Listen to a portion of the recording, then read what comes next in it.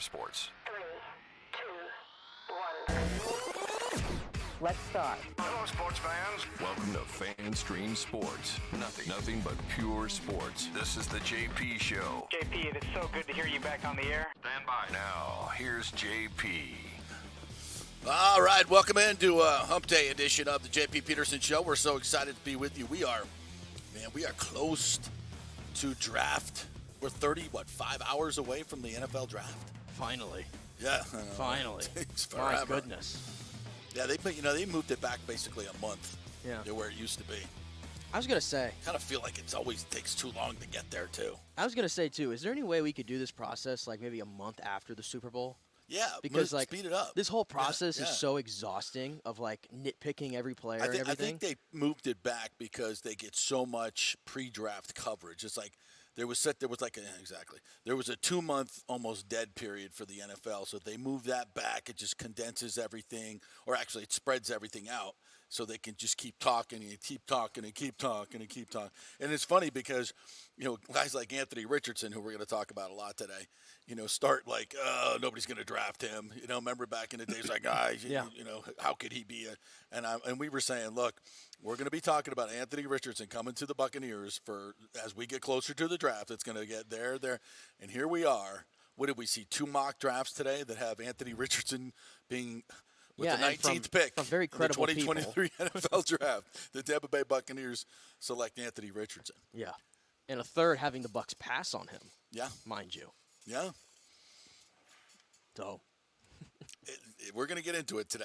And I think what you have to do is kind of be in the mindset of the owners, number one, then Dave Canales, number 2. And you know who I think is not going to have as much pull in this draft and should not, frankly?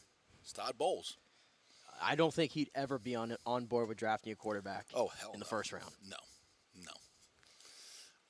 Not when you have, I'm sure that he believes that Baker Mayfield and Kyle Trask are good options and as good as anybody in this draft. Not their ceiling, obviously, in the draft, but where they are right now. And what does Todd Bowles care about? Right now. He cares about right now. And this is not a knock on Todd Bowles at all, but as an organization, you have to kind of limit how much pull he's going to have in this draft. And that sounds odd, but I think, when you set up this dysfunctional transfer of power that goes back, to almost 2 years now, this is what you get. You get a draft process where you have a head coach that is in limbo, is kind of whatever you want to say about it. I don't think you can't honestly sit here and say that Todd Bowles is not on the hot seat or not in limbo.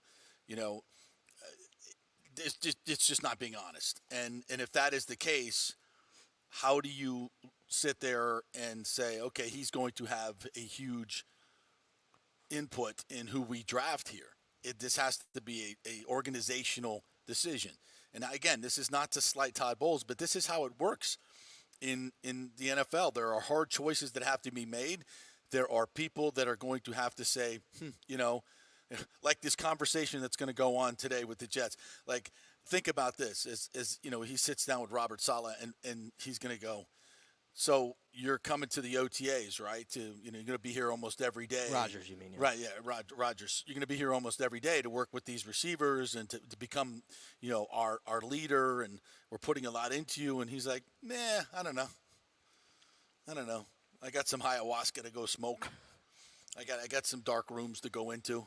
Or maybe he will just to give a finger to the Packers. Oh, I'm all in. I'll be here every day. I don't know. But these are tough questions. He doesn't have to be. He's getting paid a lot of money. It's all voluntary. He can just go, we'll see how it goes. And these are tough questions. Robert Saleh doesn't want to hear that. The Jets organization don't want to hear that. Wait to the media. Right. The media will go bananas.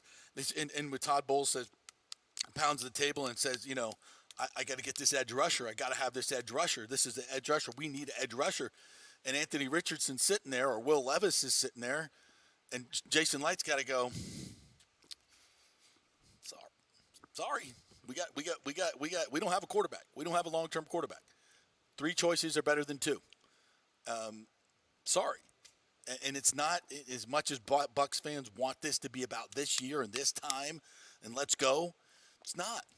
It's not. It's just you're not in a position right now. You're not one player away. You're not that key. You know, when we drafted Tristan Wirfs, that was a no-brainer. Mm-hmm. That was a no-brainer, and it was a key to winning a Super Bowl, quite frankly, and Antoine Winfield as well. It was a great draft. Those guys helped out way more in the Super Bowl season than I think. And if you go back to that draft and it goes a different way, I don't think the Bucs win the Super Bowl. I don't think so. You know, I don't know. I don't know if there's any of these other tackles would have come in and been as ready to play and as good a fit as Tristan Wirfs was. I don't think they were all a little slow. To start. Yeah. So, you know, that's how important. But this draft isn't that way. You don't have a Tom Brady coming in. You have a lot of question marks, and the biggest question mark you have, you can talk about edge rusher and offensive tackle and safety and inside linebacker if something happens with Devin White. You can talk about all of it, but you need a quarterback. Yeah. You do not have a long-term quarterback. And it's why my opinion on this, my final opinion, I've settled on this a day before the draft, 36 hours or whatever it is. I don't have to like Anthony Richardson as much. I don't have to like Will Levis as much. But if those two guys fall to 19 or one of them falls to 19, and the Bucs, I'm sure, love both. Let's be honest. I'm sure they love both. And if they truly feel that they have somebody that can be the future starter in Tampa Bay, and the Bucs have never been able to find that guy through the draft, and I think eventually we would all agree, long-term success, you're going to have to fix that. You're going to have to get a guy in the draft. That's right. And if you get a guy who's perceived to be, in this case, a top 5 prospect, and Anthony Richardson or Will Levis potentially, because they could go in the top 5 tomorrow for all we know. They could. Will Levis is now 4-1. Yeah. He has gone from 60-1 to 4-1 to be the number 1 pick in the NFL draft to the Carolina Panthers. Yeah. Now, they don't build those casinos on stupid hunches. No. They do not. Somebody knows something. Somebody knows something. And that might be a good little bet to throw down right now. Because somebody knows something. And so if one of those two guys falls to 19, you're the Bucs. Again, I don't have to like him. You don't have to like him. The fan base doesn't have to be all for it. But if you're Jason Licht, you kind of have to. Yeah. You kind of have to, because it's the most important position on the field, and at 19, the perceived value there is probably too hard to pass up.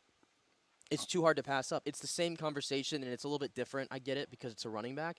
It's kind of the same thing we talked about last week when it comes to like a Bijan Robinson. There's going to be a team somewhere in that 10 to 20 range, if he's sitting there, that's going to have to play that game of, I know you don't draft a running back in the first round, but this guy is perceived to be a top 3 player in the draft, a sure thing as there is probably, right? And if he's there, and this includes the Bucs as well, they're going to consider it. You have to. You have to consider it. Look, you know, Bijan Robinson, look, as much as I like Rachaad White, and I don't like taking running backs in the first round, I would have taken Dalvin Cook. I pounded the table to take Dalvin Cook. And that's why. Does Jason Licht want to make that mistake again? Because Dalvin Cook was special. I knew it because I'd seen him every carry he had with 0 offensive line, and I mean 0, at Florida State, just dominate games against some good teams. He was special. He is special. He has been special, and he would have been a great pick. So there are certain guys, you know, and now in certain situations, like the Giants and Saquon Barkley. The Giants had a chance. They didn't have a quarterback. Yeah. And they went and took Saquon Barkley. And that was a draft that had 5 guys go in the first round. Right. Mind you, at quarterback. And I'm trying to remember which ones they passed on. They passed on Sam Darnold. They passed on Josh Rosen. Mm-hmm. They passed on Lamar Jackson. And they passed on Josh Allen. Whoops. Whoops, yeah. Whoops. To get a running back. And I've heard people say, well, this guy's every bit as good as Saquon. What has Saquon won? Nothing. Because they haven't had a quarterback. They haven't had a quarterback. If you got a quarterback, and listen, it's taken 5 years for them to get to the postseason. Right. And if these, you know, if Levis isn't there and Richardson's gone, and you don't think Hooker's the guy, and Bijan Robinson's standing there, and you take him as the Buccaneers, I don't love taking running backs, but that guy, you don't think he's going to have an impact? Now, what do you do with Rachaad White, though? And here's the thing. Could Rachaad White in this offense be as productive as Bijan Robinson? Hell yeah, I think he can be. But again, you can do it with both, though. You can do it with both. And as I kept saying, if you roll with Baker Mayfield this year, the most success he had in the league was when he had 2 blue chip running backs behind him in Nick Chubb and Kareem Hunt. Right. Ezekiel Elliott and Tony Pollard has worked wonders. Bijan wonders Robinson for years. is a player, and you think about this. You have between 65 and 85 snaps on offense. Mm-hmm. All right? He's a player that should get 25 to 30 touches a game in the pass game and in the run game. And, I know he's not great in the pass game, but Rachaad White is, though. Rachaad White so is. I think they'd complement each other well. Yeah. But Bijan Robinson's going to be an impact player. There is no question about that. You could pick a lot of guys in 19 that may be busts. A lot. Yeah. Including Anthony Richardson, by the way. Including Will Levis, by the way. And the consensus there, and we have no idea what could happen. There's been a lot of running backs. I think a great example, I actually watched this morning. It was like a look back at the 2005 draft. And if you recall, Ronnie Brown went 2. Oh, God, yes. Cedric Benson went 4. And we took Cadillac Williams went 5. Yeah, with 5. Think about that. 3 running backs in the top 5, and your dumbass took the 3rd best running back. And I love Cadillac, by the way. I share. He's better than those 2 guys in the NFL. Exactly. But my point is there, you can think you have the sure thing all you want at running back. We've heard this whole song and dance for a long time. Right. There's no guarantee that it's going to happen. Right. I mean, who was the dude that went – wasn't there a running back that went first overall in 95, right? The Bengals took him. It might have been 94 or 95, right? Keyshawn Carter? Yes. Yeah. And I don't recall him having a lot of success in the NFL. That was back in the 90s when running backs were important. I don't recall him having a lot of success in the NFL. No. So Keyshawn Carter, because he, first of all, you're going to a crappy team with a terrible offensive line and no quarterback. I mean, good luck running the football. Not a great situation. Bro. Good luck. So it depends on where you are as an organization and what other things you have behind this offensive line. With Baker Mayfield as a quarterback, to your point, Bijan Robinson is going to be a good pick. He's going to be explosive. And they need speed. But the big but is, what if you don't draft Anthony Richardson and he becomes Lamar Jackson at 31 to somebody else? Then you're sitting there like. And that's why Anthony Richardson is I don't know if he's the most polarizing player in this draft, maybe, or he has the highest of highs that you could see, or the lowest of lows, and that's what makes it so difficult when it comes to my him. gut feeling about Anthony Richardson is the more and more tape that I watched, and this is even, sitting there, row 50-yard line, FSU, Florida, and the end of that game just going, please don't let him out of the pocket. He will run through 12 people and score a touchdown. Like, seriously, that was my – and he, and I also seen him throw 2 deep balls in that game that were spot on perfect. Guys were wide open, but spot on perfect. Mm-hmm. And I know he missed 9 passes, and I think he was 9 for 27, whatever it was. And you can go back and look at a lot of drop passes. I think that particular day there were 6 or 7 balls that hit receivers in the hands that they dropped. That's not, and when I watched Dan Orlovsky do a tape piece on him and say, this inaccuracy problem that's attached to his completion percentage number is not accurate in and of itself. Look at these balls. And you can pinpoint that for everybody. But as Lamar did, he's going to get better and more accurate as a professional passer. He just is. And the athleticism is just off the freaking charts. My problem with him were all the stories of immaturity that I heard. But I think you sense through this draft process that he's addressed a lot of those things. He has. He's come on it head on. Head on. So as I sit here today, my opinion of Anthony Richardson has changed dramatically because of looking at more tape, looking at more interviews, looking how he's comported himself through the draft process. His S2 score, which was 78, as you said, and what was C.J. Stroud's 18%. And I see. I've never. He's gonna drop like a rock. I've never put stock in like the Wonderlic or any of these stats. But I do. It's interesting though because there is data on how well you score, how do you translate as a pro, and I believe there was an NFL executive who was quoted, anonymously, of course, that said if any quarterback that has a grade as low as C.J. Stroud, or just in general low scores on that test, there's not one example of them going on to become a great pro. Yeah. There's not. So I'm like, this game is too complicated. These offenses are too complicated. The reads, and it's not so much just pure intelligence. It's how quickly you process information. And is there something to it? I wonder. I have to go back and see how all the other Ohio State quarterbacks have graded on that test. Oh yeah. But I mean, it's a real thing. There's only been 3, believe it or not, since 1995, and this is before I was born. I mean, we're going back 28 years now.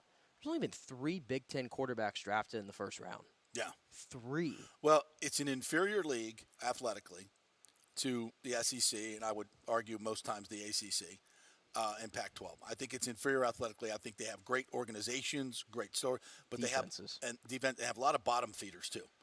They have a lot of bottom feeders in that league. That there are, the Ohio State is so far and above athletically superior to most every team except maybe Michigan in that league, and usually for the past 15 years, even well above Michigan. Michigan has now come back with their recruiting, and you see the results on the field, by the way, and coaching as well. Ohio State has been a tremendous program. The money that they have spent going way back, but always so much better than anybody else in the Big Ten. So these quarterbacks from Ohio State have these ridiculous numbers because they're playing inferior teams 85% of the time, right? So I think, and then when they get to the league and talent is even, it's a little bit different. So I think that's part of it, and I agree with that logic. And I think C.J. Stroud, and from what you hear from insiders in Ohio State, and I have a few that's inside that program, that he is an entitled, kind of whiny kid, very immature, and that's not going to play in the locker rooms. And having, a perceived lack of football IQ, call it what you will, it's not going to help him. And I could see him dropping in this. And when it comes to Ohio State quarterbacks, there's already a precedent set of guys who you perceive to be that would go much higher in the draft, and they've fallen. I mean, look, 2 years ago, Justin Fields, I think everybody would have said, okay, that guy's the number 2 guy behind Trevor Lawrence. Mm-hmm. And he fell to 11. Yeah. He was the 4th quarterback taken in that draft, I want to say? Yeah. Yeah. He fell to 11. Go back to 2019, Dwayne Haskins was substantially more productive in college than Daniel Jones was. Yeah. And they were talking about him being, a top 5 pick potentially. Right. He fell to 15. Because of his S2 score and also his immaturity. Same stuff as C.J. Stroud. I see a lot of similarities between those two. Yeah, and I don't want to look at the receivers. Well, of course not last year for CJ because most of those cats didn't play. Well, right, yeah, and Jigba didn't play much last year. No, but they had Ibukwa and they had Marvin Harrison. Right. And Yeah, this is not the other too thing. shabby. This is the other thing when it comes to Stroud. It's like the S2 test and all that kind of stuff, and maybe the whatever. Which sometimes the process is so drawn out now. There's so much room for people to just bring up all this stuff and nitpick. Yeah. I know what my eyes saw, C.J. Stroud, and I didn't see many missteps in college. Yeah. I saw him have the best game of any quarterback against, the best defense I've ever seen in college football. That helped him tremendously. I had to think that helped him huge. tremendously. Oh, yeah. So generally, I feel like if you're a GM, it's like, don't overthink this. I understand there's the president there, the Big Ten quarterbacks, the Ohio State quarterbacks, but has nothing to do with sometime him, guys. you got to Yeah, even those things are important. You got to look. When you're looking at the film, you keep that in mind. Yes. Who's he playing against? Well, how many NFL corners and safeties are out there that are truly going to be in the league? How much pressure is he getting with that? Usually a superior offensive line. All those things you got to. And when you're watching the tape, but in the end, it's the individual kid, and there are some things about him off the field that are worrisome. And Haskins there was never the physical abilities. He's over there signing autographs in the middle of the game, talking to fans. I mean, what are you doing? So I think there's all kinds of warts on all these guys, but nobody's perfect. But when it comes to the Buccaneers, and I think one of the reasons that they've shored up their offensive line, and which I think they can not draft a tackle and be fine this year. In the first round. In the first round, yeah, I think they should definitely address it at some point. But they've added a veteran. You've got Gedeke and Hainsey who can both play right tackle, and you got the best tackle in football in my mind, Tristan Wirfs, who can move to the left side.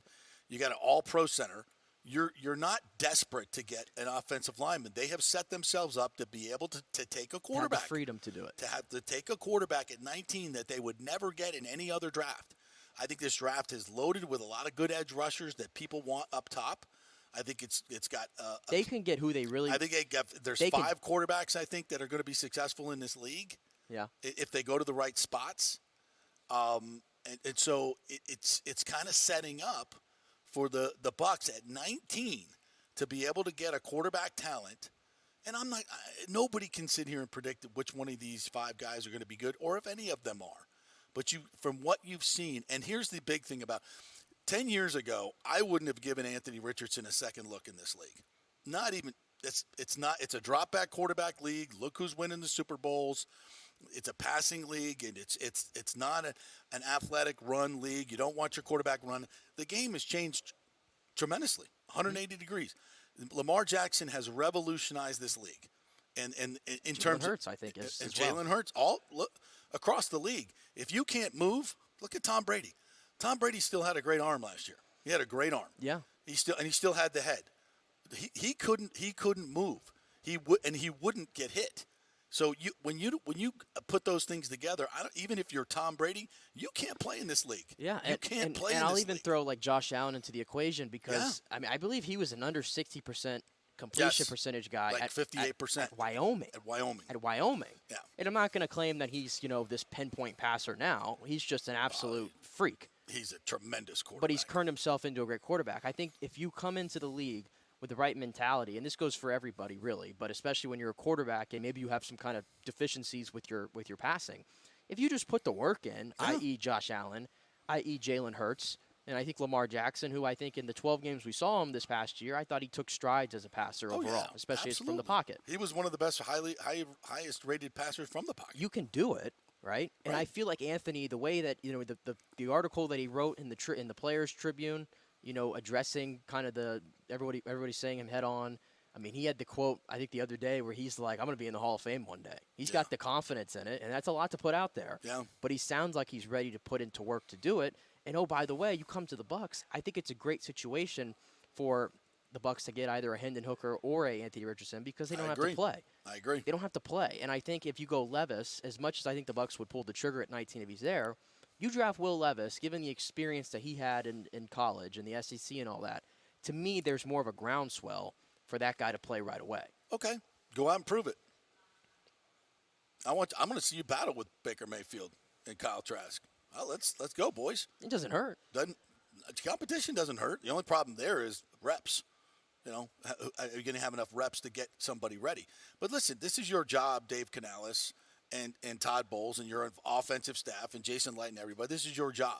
When you get him in here, you start evaluating him. And if you believe that and it's not just, let's look at his, let's look at the practice tape. Let's look at most of it is what happens in the rooms. Mm-hmm. In the rooms. How is he interacting with his teammates? How hard is he working? Is he there in the morning? Is he late at night? Is he taking this seriously? Is football number 1 for him and everything else is number 10? It's 1 through 10 on his priority list. How is he assimilating with his teammates? How does Mike Evans react to Will Levis? How is all these things going on? Like, how is he handling the competition with Baker Mayfield and Will Levis? So much of this is about maturity because you're going to face so much adversity in a game. How are you going to handle all this? And that's going to tell you. You're going to be able to evaluate. Okay, you know what? We're going to training camp. That's our guy. That's our guy. That's our guy. Or it's going to say, you're going to go, all right, a little bit of immaturity, a little bit of this, and I don't care if it's Will Levis, Anthony Richards, any of these guys that you might take, Hendon Hooker, you're going to go through that evaluation when you got him in your room, and you're not going to be able to do it any other way. There's nobody you can talk to or anything else that you're going to be able to figure this out before the draft. You got to have them in your building 16 hours a day for 3 months to figure this stuff out. That's what you're going to see because you can't bullshit that. You can everything else you can BS, right? You can do interviews, you can do all that. When when somebody's living with you for 3-4 months, you're gonna smell the bathroom. You're gonna know everything about that person, right? You're gonna know, and that's when you make the true evaluations of those players. And you're gonna be able to say, or you should be as an organization, be able to say, this is our guy, this is not our guy. So and there's nothing wrong. This portion of the show is brought to you by don't be shocked if the Bucs take a quarterback. Yeah, you got to prepare for it. Yeah. And again, it doesn't matter if you like one of these guys. It's still the biggest need on the roster because it's uncertain long term. I kind of feel like it hasn't been talked about that way.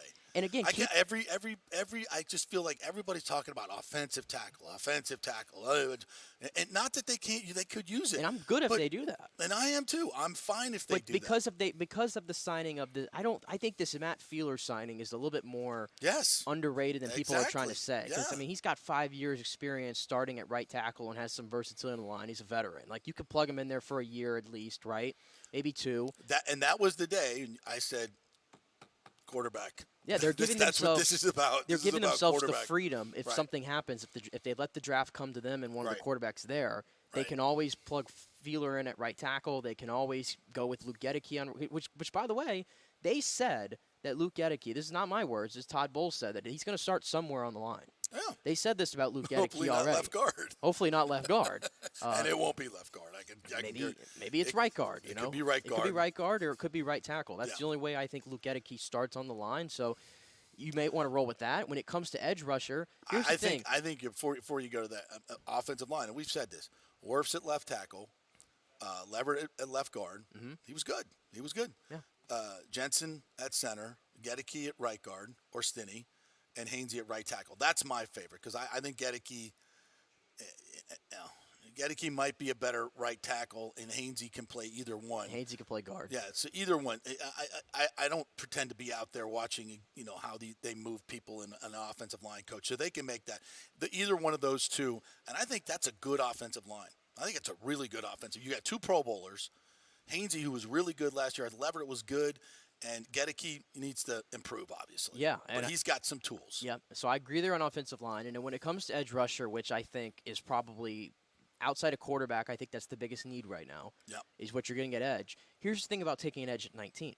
As much as I would love to see a Nolan Smith get to 19, I don't think it's happening, right? And Will Anderson and Tyree Wilson, the big guys are going to be gone by then. So you're kind of going to be left with, the 2 guys that I have pinpointed at 19 that could be there is the Lucas Van Ness from Iowa, and He Miles. seems to be going higher in all the mock He drafts, might though. Yeah. It's him and I think Miles Murphy. Here's the thing though, Lucas Van Ness. The thing that scares me about him is he was a backup at Iowa. Now I know that always doesn't translate to the NFL. You watch his highlights and you're like, wow. And you look at him. Who does he look like? J.J. Watt. Yeah, You look at him and you go, God, that's J.J. Watt. But Guess what? It's not J.J. Watt. Yeah, but there's an experience there, so that's the Yes. thing that would I How pump the can brakes you- on him. Yeah. And then Miles Murphy from Clemson, I think that he was the number 1 player in his class coming in as a recruit. I like him. I like him, but I'd argue that he left a little bit on the table, I thought, at Clemson. I think there could have been more production there, right? Yeah. And just because you're the number 1 player in your class, again, the NFL game is completely different. It Yeah. doesn't matter. So I think there's question marks on those 2 where you might be forcing it a little bit at 19. Whereas for edge rusher, if you wait till 50, or even if you want to move up and get somewhere in the 30s, you can get a Will McDonald from Iowa State. You can get the Kansas State guy. You can get B.J. Ojolari from LSU. And I think you'd be getting a little bit more value for your buck a little bit. I agree. There's a lot of edge. That's why you have to let the draft come to you. And we've said that the draft is going to tell the Buccaneers who they're going to pick, but they have to be prepared, and of course they are. They have to be prepared to take a Will Levis, a Hendon Hooker. It's so funny now. I'm so out on C.J. Stroud. It's just I heard too much, but he may turn out to be really, really good. I don't know. You're the guy that played against Georgia. How do you not go, oh my God? I think if you're Houston and you have number 2, in theory, you might want to say, okay, well, we have number 12. We're going to get one of these quarterbacks anyway. Maybe we don't see them that much differently, right? Right. That might be what they're thinking. Let's go get Will Anderson or let's go get Tyree Wilson because we really need a game breaker on defense. Right. But again, C.J. Stroud, it's sometimes I just feel like there's no need to overcomplicate things. Your quarterback rooms consist of Davis Mills and Case Keenum. It seems it just seems kind of weird to pass on a quarterback at number 2. Yeah. When that is your most pressing need. It really does. It really does. But, I still think when you got 2, but it's rare to have 2 in the top 12. And you've got those 5 quarterbacks. Well, I think 5 quarterbacks. Yeah, and if you're Houston Will Anderson can be super special. Yeah, and if you're Houston as well, I mean, you have the 12th overall pick. So let's say there's a team in the top 10 that wants to move out. well, you have the 12th pick to offer and other things as well. They're loaded with draft capital. Right. You can probably pretty easily get back inside the top 10 if you see the way the draft's going and you don't think one of the guys you want is going to make it to 12. Yeah. Give yourself the flexibility, and you've already grabbed the best edge rusher in the class. If I'm the Texans, and there's so many scenarios we could talk about. If I'm the Texans, I'm trading out. I'm trading out. If I can get, I got 2 in the top 12. If I can get 3 in the top 15, I would call or Indianapolis 4 in the at top 5. top 20. I'd call Indianapolis at 4. Yeah, Because Jim Irsay, to me, I think is a wild card in this whole draft, and he'd be willing to make a knee-jerk move like that. Yeah. And I think you could almost sucker him to something. I think already the loser in this draft is the Panthers. What they gave up to move up, and there's going to be a plethora of quarterbacks. Yeah, they which is good. But you have the ability to take the one that you believe is consensus, and But I you've think given up everybody's going to say but that's you've Bryce also Young. given up 2 top 10 players.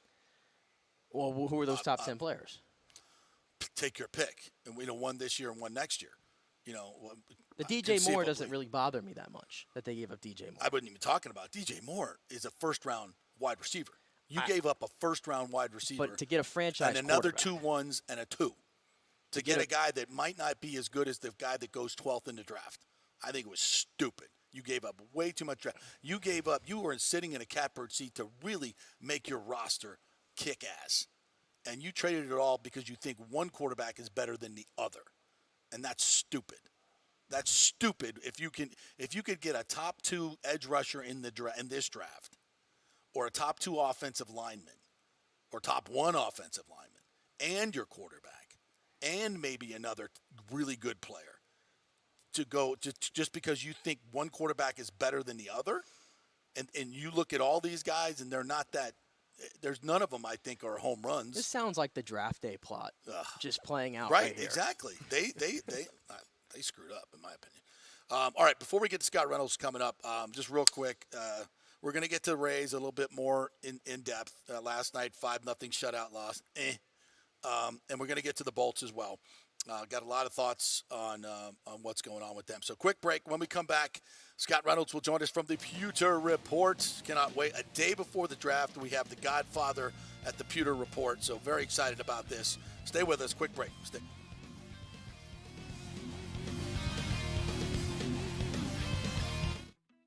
Guys, are you experiencing those feelings of getting older, lower sex drive, fatigue, hot flashes, moodiness, or you just don't feel like you had the vitality you once had? It's a chronic problem here in the United States. You're not just getting old, it's likely low testosterone. Studies over the last 20 years show a shocking decline in younger males aged 16 to 39. Older men have seen a sharp decline as well, so do something about it. Go see my friend Christopher Lugo at Bay Area Modern Medicine. Look, testosterone replacement is not a frivolous treatment. It takes a professional, targeted approach that focuses on total body wellness, vitality, and emotional stability, not a one-size-fits-all approach like many clinics use. They will monitor your blood work and adjust your treatment as needed for optimal results. Folks, I've been on testosterone therapy for over 6 years, and it is a life changer. You will feel and look better than you did 10 years ago. Give them a call at 844-977-3477 or go to BAMMC.com. Tell them JP sent you for priority scheduling. That's 844-977-3477 or BAMMC.com. JP here for the Jeeves Law Group. Have you been injured in an accident, in an auto accident, truck accident, motorcycle accident, at work, or at a place of business? Well, call the Jeeves Law Group and get the personal attention that you deserve. I made the mistake many, many years ago with going with one of the bigger law firms, the national law firms. And let me tell you, getting a call back from those folks was next to impossible. Weeks and weeks would go by, never get a call back. That doesn't happen with the Jeeves Law Group. Personal attention is what they're all about. When you call the Jeeves Law Group, you will be part of the family. They will represent you in a vigorous and aggressive way against the insurance companies. These larger companies will promise bigger settlements, but it's the Jeeves Law Group that will get you the best results. If you're tired of dealing with these bigger law firms, check out the Jeeves Law Group. Go to JeevesLawGroup.com, tell them JP sent you, get a free consultation. It's the Jeeves Law Group. Scott Jeeves has been representing clients in the Tampa Bay area for over 25 years. Give them a call. It's a free call, 727-894-2929, 727-894-2929, or go to jeeveslawgroup.com. Folks, there is no better place to shop for jewelry than the Gold and Diamond Source. They are the family jewelers, and they will treat you like family. They'll make it a fun experience. People come from all over to shop at the Gold and Diamond Source because of their great customer service and incredible, impeccable reputation. No sales pressure, no intimidation, and they have the largest selection of hand-picked diamonds. And by the way, diamonds are the April birthstone. So this month only, they are offering 15% off their diamond birthstone collection, available on just select products. And you probably heard a lot about lab-created diamonds, folks.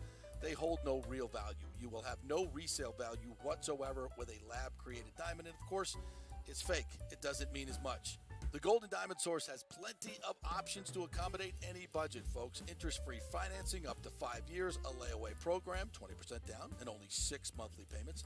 And, of course, the Diamond Savings Account, where you get full value of your diamond when you look to upgrade. It's all there for you at the Golden Diamond Source, 3800 Homerton Road, always online at thegoldendiamondsource.com. Insurance coverage can be confusing and expensive. I mean, where do you start? Which companies can you count on to pay out fast and fair?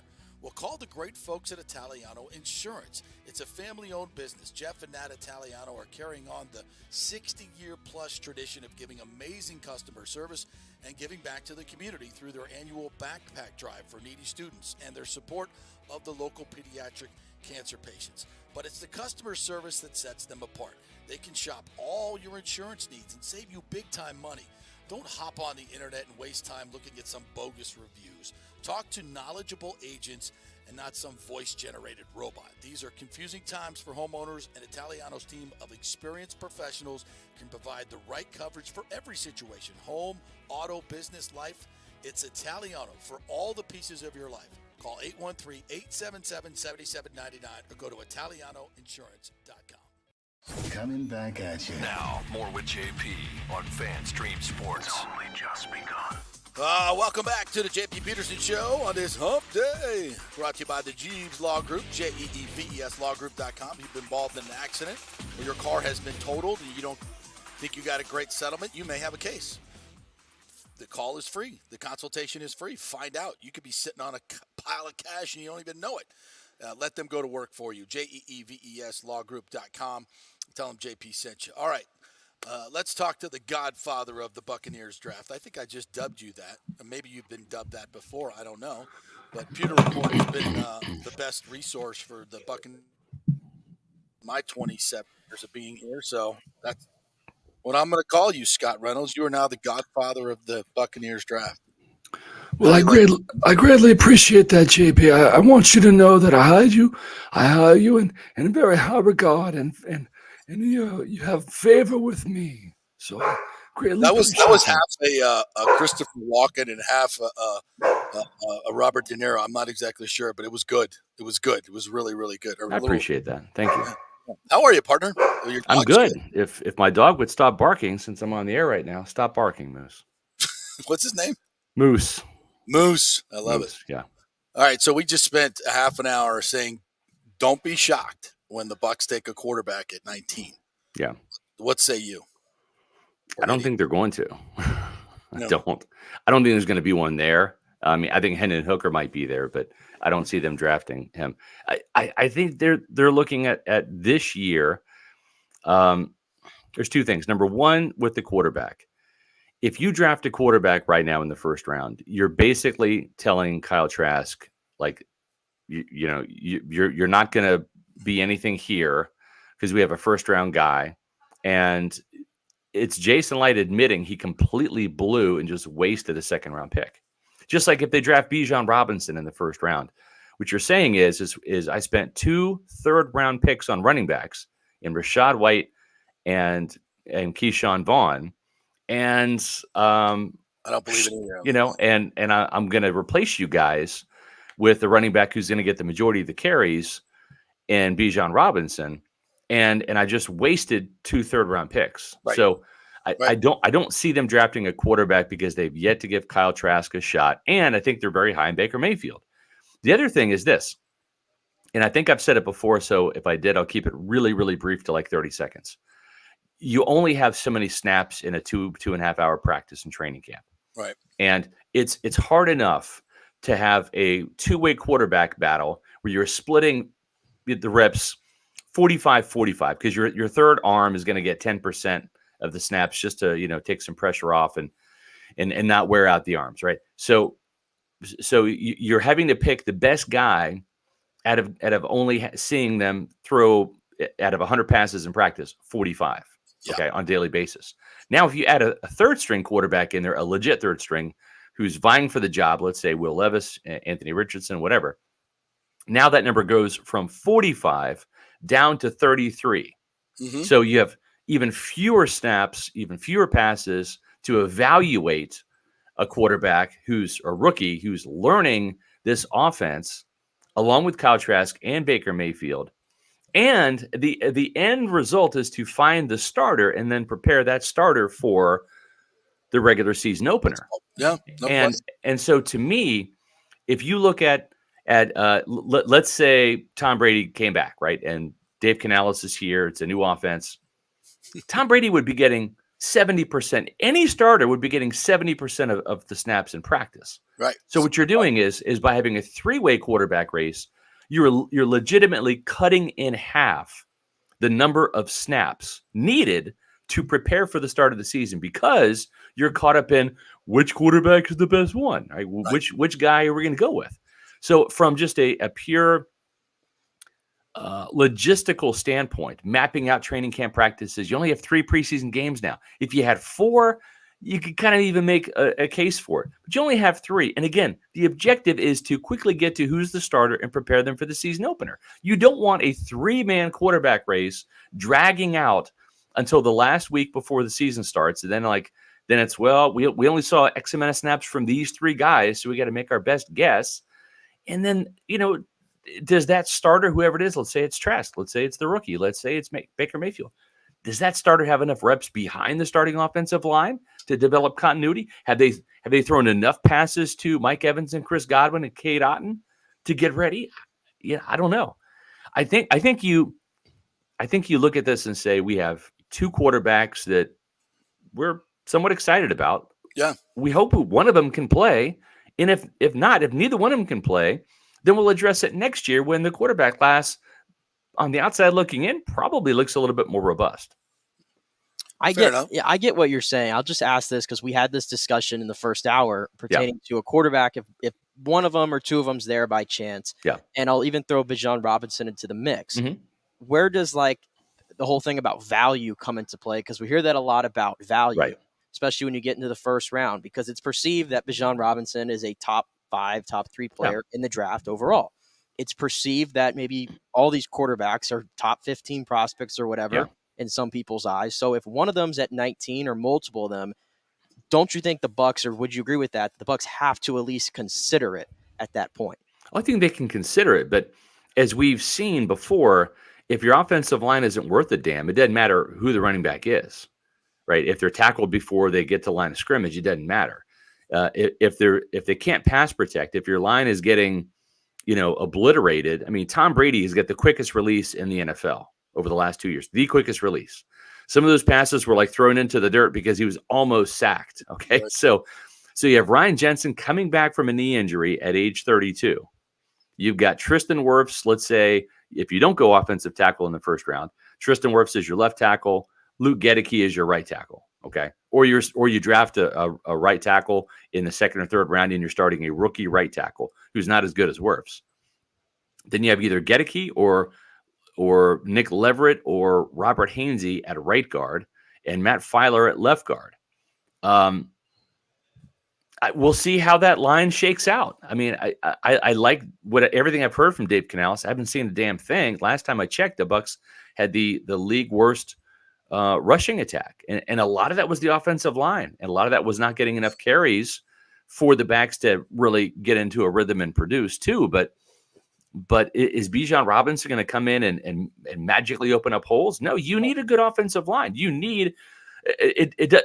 You can draft a rookie quarterback number 1 overall, right? Jameis Winston got sacked a ton.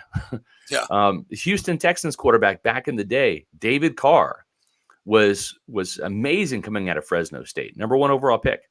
Beaten to a pulp. Completely destroyed his career because he was getting physically killed on just about every play. Right. So I'm all for drafting a generational running back. No one loves the running game more than me. But at the same time, that offensive line was shaky as hell last year. And I'm curious to see how much better it's going to be this year. And I don't know that. I would love to have a franchise type offensive tackle in the first round to give me another option just in case Gedeke can't handle it. Because then what you're doing is you're like, okay, well, Gedeke played 2 years at Central Michigan at right tackle, and he looked pretty good against the Falcons in Week 18 in his only NFL snaps at right tackle. So we're just going to pencil him in there. Okay, well, what if he fails? What if he's just as bad there as he was at left guard? Right.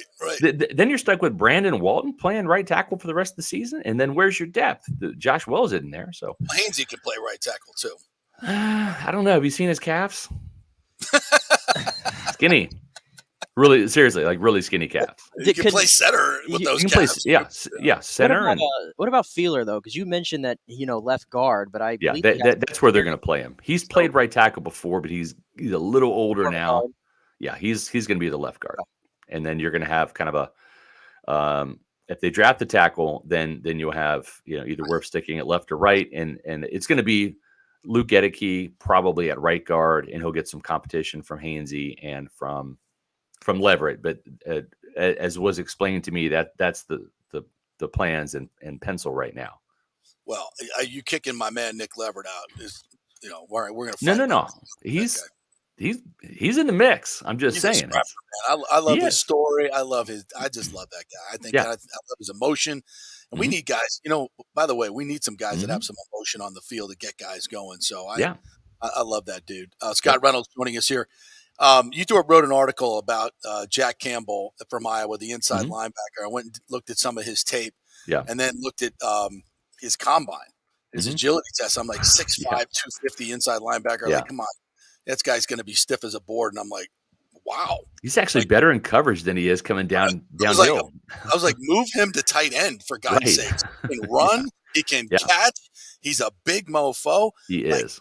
I'm just, where I'm at right now in my druthers. Please, somebody give us a 2 and a 5, and I'll draft Jack Campbell, and this will be a better team with him and Levante than Devin White. Sorry. You know what?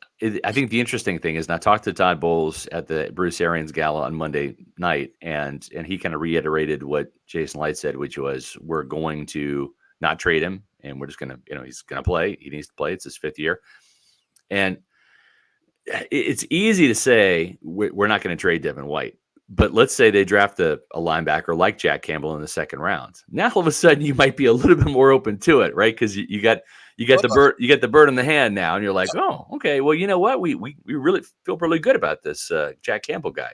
And shoot, if Devin doesn't hold out and he actually plays, where are we going to play Jack Campbell? Because we have Levante David back for a year.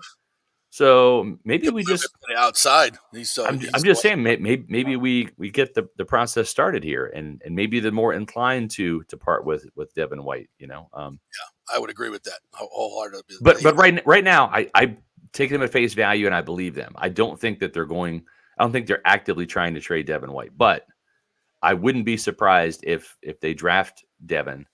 And maybe the deal is because the Bucs don't have a 4th round pick this year, and Jason it's really OCD, like that, that's gnawing at him right now. He's like, I don't want a 4th rounder. What am I going to do Saturday? He's got 3 5th rounders, and if you think about it from a logical perspective, last year the Buccaneers had the 1st pick in the 4th round. Start day 3, boom, out of the gate, we're making the pick. K-Dot and we'll come to Tampa. Right now, it's like you don't have a pick till the 5th round, and I think you've got 3 of them in the 5th round or 2 of them. Yeah. But now it's like you're going to be waiting for an hour and a half, 2 hours before you have a chance to make your pick. And that's going to be gnawing at Jason Light. So I could see him possibly entertaining the option if they get someone like Jack Campbell they feel really good about on day 2, premium pick. Then you sit there and say, okay, well, if Roquan Smith got a 2 and a 5, maybe we get a 4th in this year's draft and then a 2 from another team, next year, because the 2nd round will have already passed. I'm okay with that. I'm fine with that. Yeah. For Devin? Yeah. Yeah.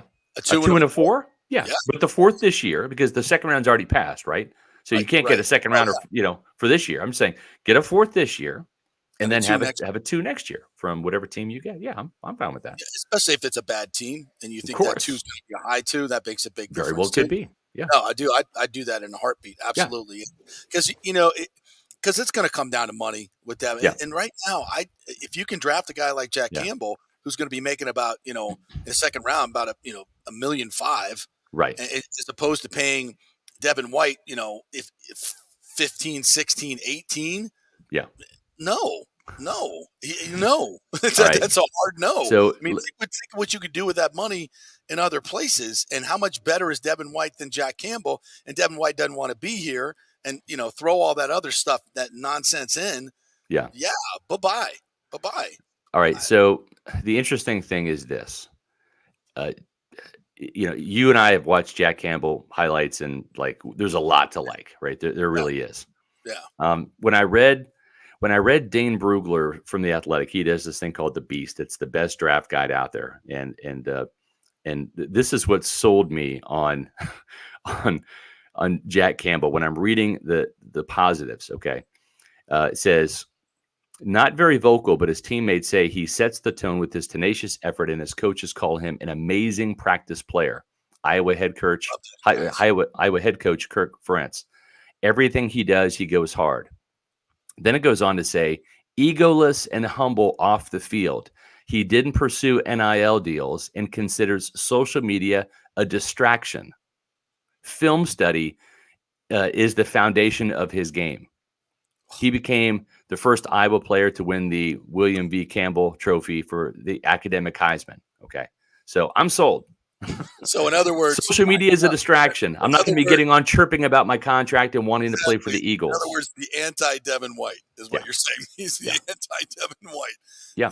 I mean, come on. And listen, this is not me being mean to Devin White. He brought this upon himself. Yes, he did. Did this but himself. Yeah. So I got, I love Devin White. He's a good dude. Yeah. But when you do this stuff, you're not being smart. Well, and you're not being a team player. Here's the thing. When somebody tells you about themselves, listen, because they're telling you. And Devin White at his pro day at LSU, right after he, did his drills, he told the media he wanted to be $100 million player. This is before he was drafted. This is back weeks before the draft in 2019. He said, whoever drafts me, I want to be a $100 million player. From the get-go, he told you exactly what he wanted. Right. It's about money. Yep. And now you're seeing the manifestation of that. And that's why, and I've had some conversations with people in the organization. I don't know if they believe me or not. They can form their own opinions. But I'm like, if it's this important to this guy and you give him a 5 or 6 year extension, okay, in 2 years from now, he gets leapfrogged. You don't think this is going to come back around again? No, it is what his priorities are. Yes. You're exactly right. 100%. Yeah. All right. So here's a dynamic that I want. It's kind of an overarching thing, and it goes to all the selections and where the Bucs are at right now in terms of their hierarchy and what I would call a dysfunctional transfer of power going back to last year. You now have a coach in Todd Bowles, who we all universally love as a human being. He's just the greatest dude in the world. But his record is not good. What we saw last year was not good. We talked about it. Right. How much influence does Todd Bowles have on these selections? Because obviously his perspective is very short term. Yeah. And Jason's light job is to be long term in terms of looking at it. And this is where it really comes into the quarterback conversation more than anything. Right. But so how much influence does Todd Bowles have on this draft? He has quite a bit, and I'm fine with that. And Jason Light has always wanted to build consensus in the building. Right. If Bowles is not on board with the player, Jason's not taking. Okay, but I will say this: coaches are worried about the guys on their roster, not the guys that could be on their roster. That's just the mentality. Okay, so scouts are always going to trump coaches, right? I have yet to see or hear about it, and I don't get to see it. I'm not privy to it, but I've yet to hear about a coach convincing a scout about a player. Okay. Now I've heard about a coach dismissing a player, saying, I understand you think he's a good fit, but this is what I see, right? And then there's no consensus and that player doesn't get taken. But I've yet to hear about a coach that convinces a scout about a player. Right. Usually the scouts are like kind of force feeding the coaches. These are the guys we think will fit. These are the guys we like. Which ones do you like? And let's say, you're looking at 10 inside linebackers. The inside linebacker coach says, yeah, out of these 10, these 8, boom. Like, yeah, any one of these guys. And day 1, day 2, day 3, whatever. But these 2, I don't know. Right. So my point is, Jason Light is going to be telling Todd Bowles, here are the guys to choose from. Okay. Right. Right. And because the scouts have done all the work. They've done all the groundwork. They've been to the practices out there at the universities. They've been to the pro days. They've been to the combine, all those things. So they're looking for consensus. And Todd Bowles, say what you want about his coaching, he can identify good players, right? He knows. Yeah. He knows what a good player is and is not on offense and defense. Well, they've drafted much better since Todd Bowles and Bruce Arians have gotten here. If you look at Jason's drafts Bruce Arians and Todd Bowles, at best. Right. Especially that 2016 was a complete wipeout. That was awful. Yeah. That was a good one. Right. But Jason has gotten better as a drafter. He has. And I think the addition of Bruce and his whole crew have made them really good. Yeah. Really. And Todd Bowles was in on the drafting of Devin White back in 2019, even as the defensive coordinator. Like they were all three in agreement. We don't win a Super Bowl without Devin White. Exactly. Like the shenanigans. Jason Light, Todd Bowles, Bruce Arians, all in agreement. This is a Bucs linebacker. This guy is the guy. And I think that happens every year. Jason really tries to get consensus, but he and the scouts are leading the process, and then the coaches are allowed to have some veto power, but it's not going to be like, oh no, we don't want this guy. We want the guy that's not on your list. It doesn't happen. The personnel guys take control of the draft process that way.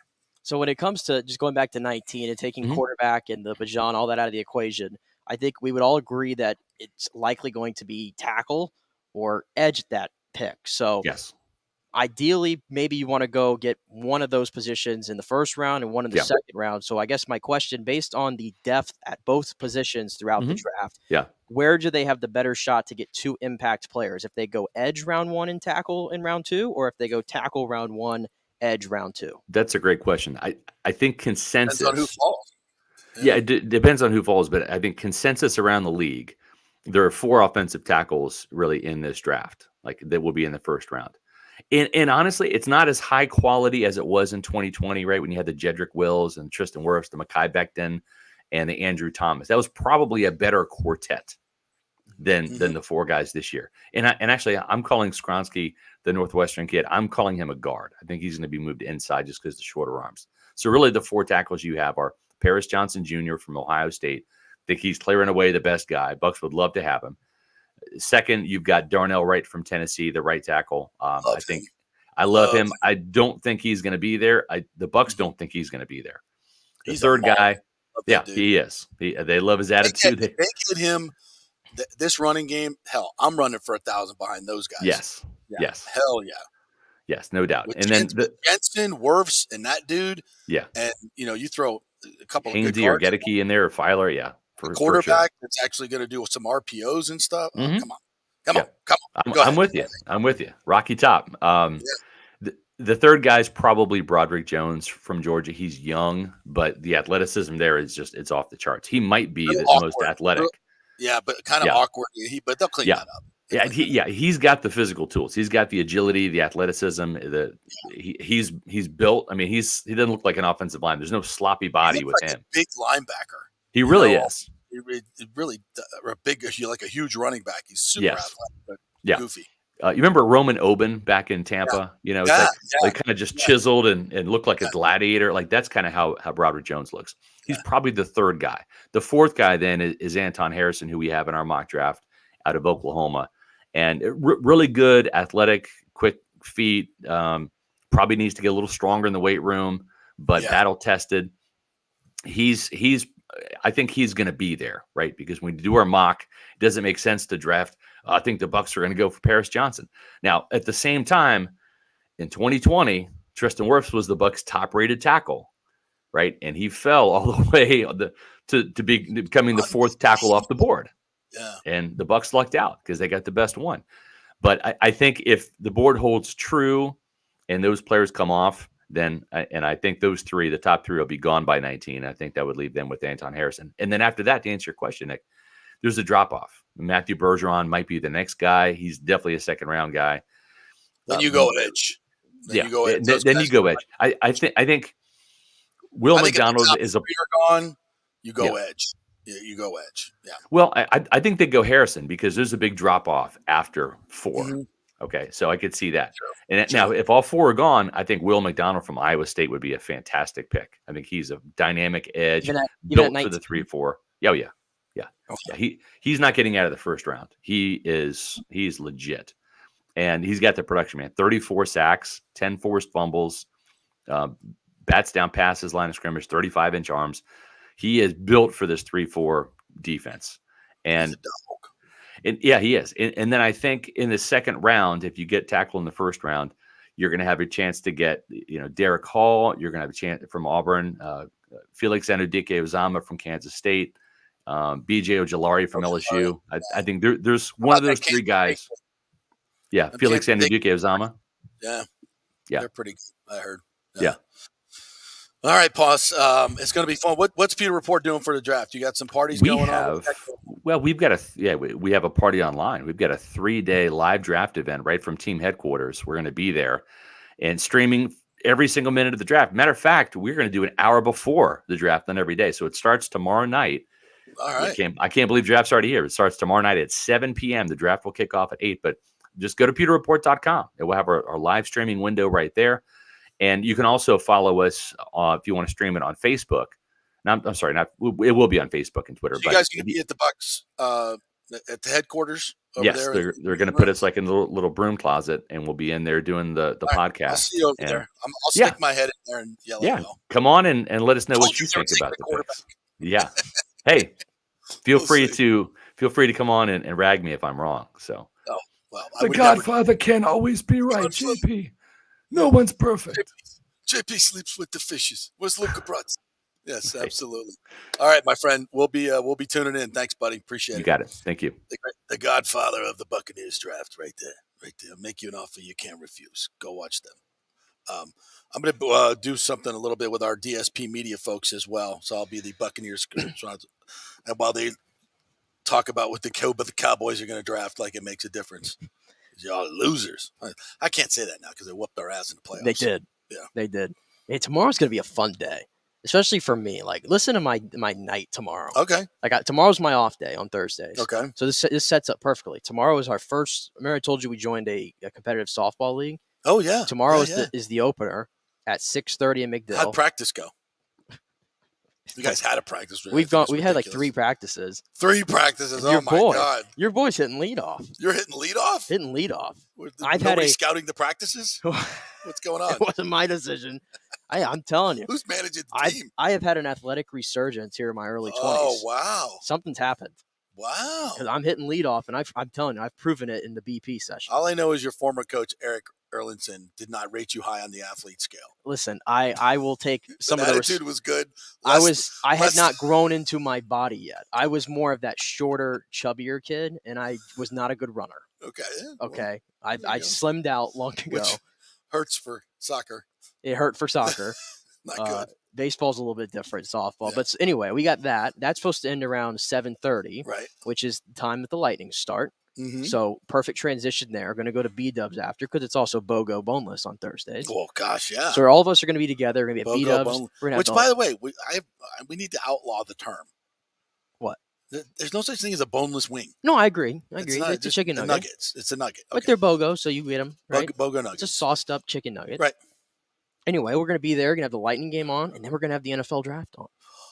And this is going to be an epic night tomorrow. That is a good day.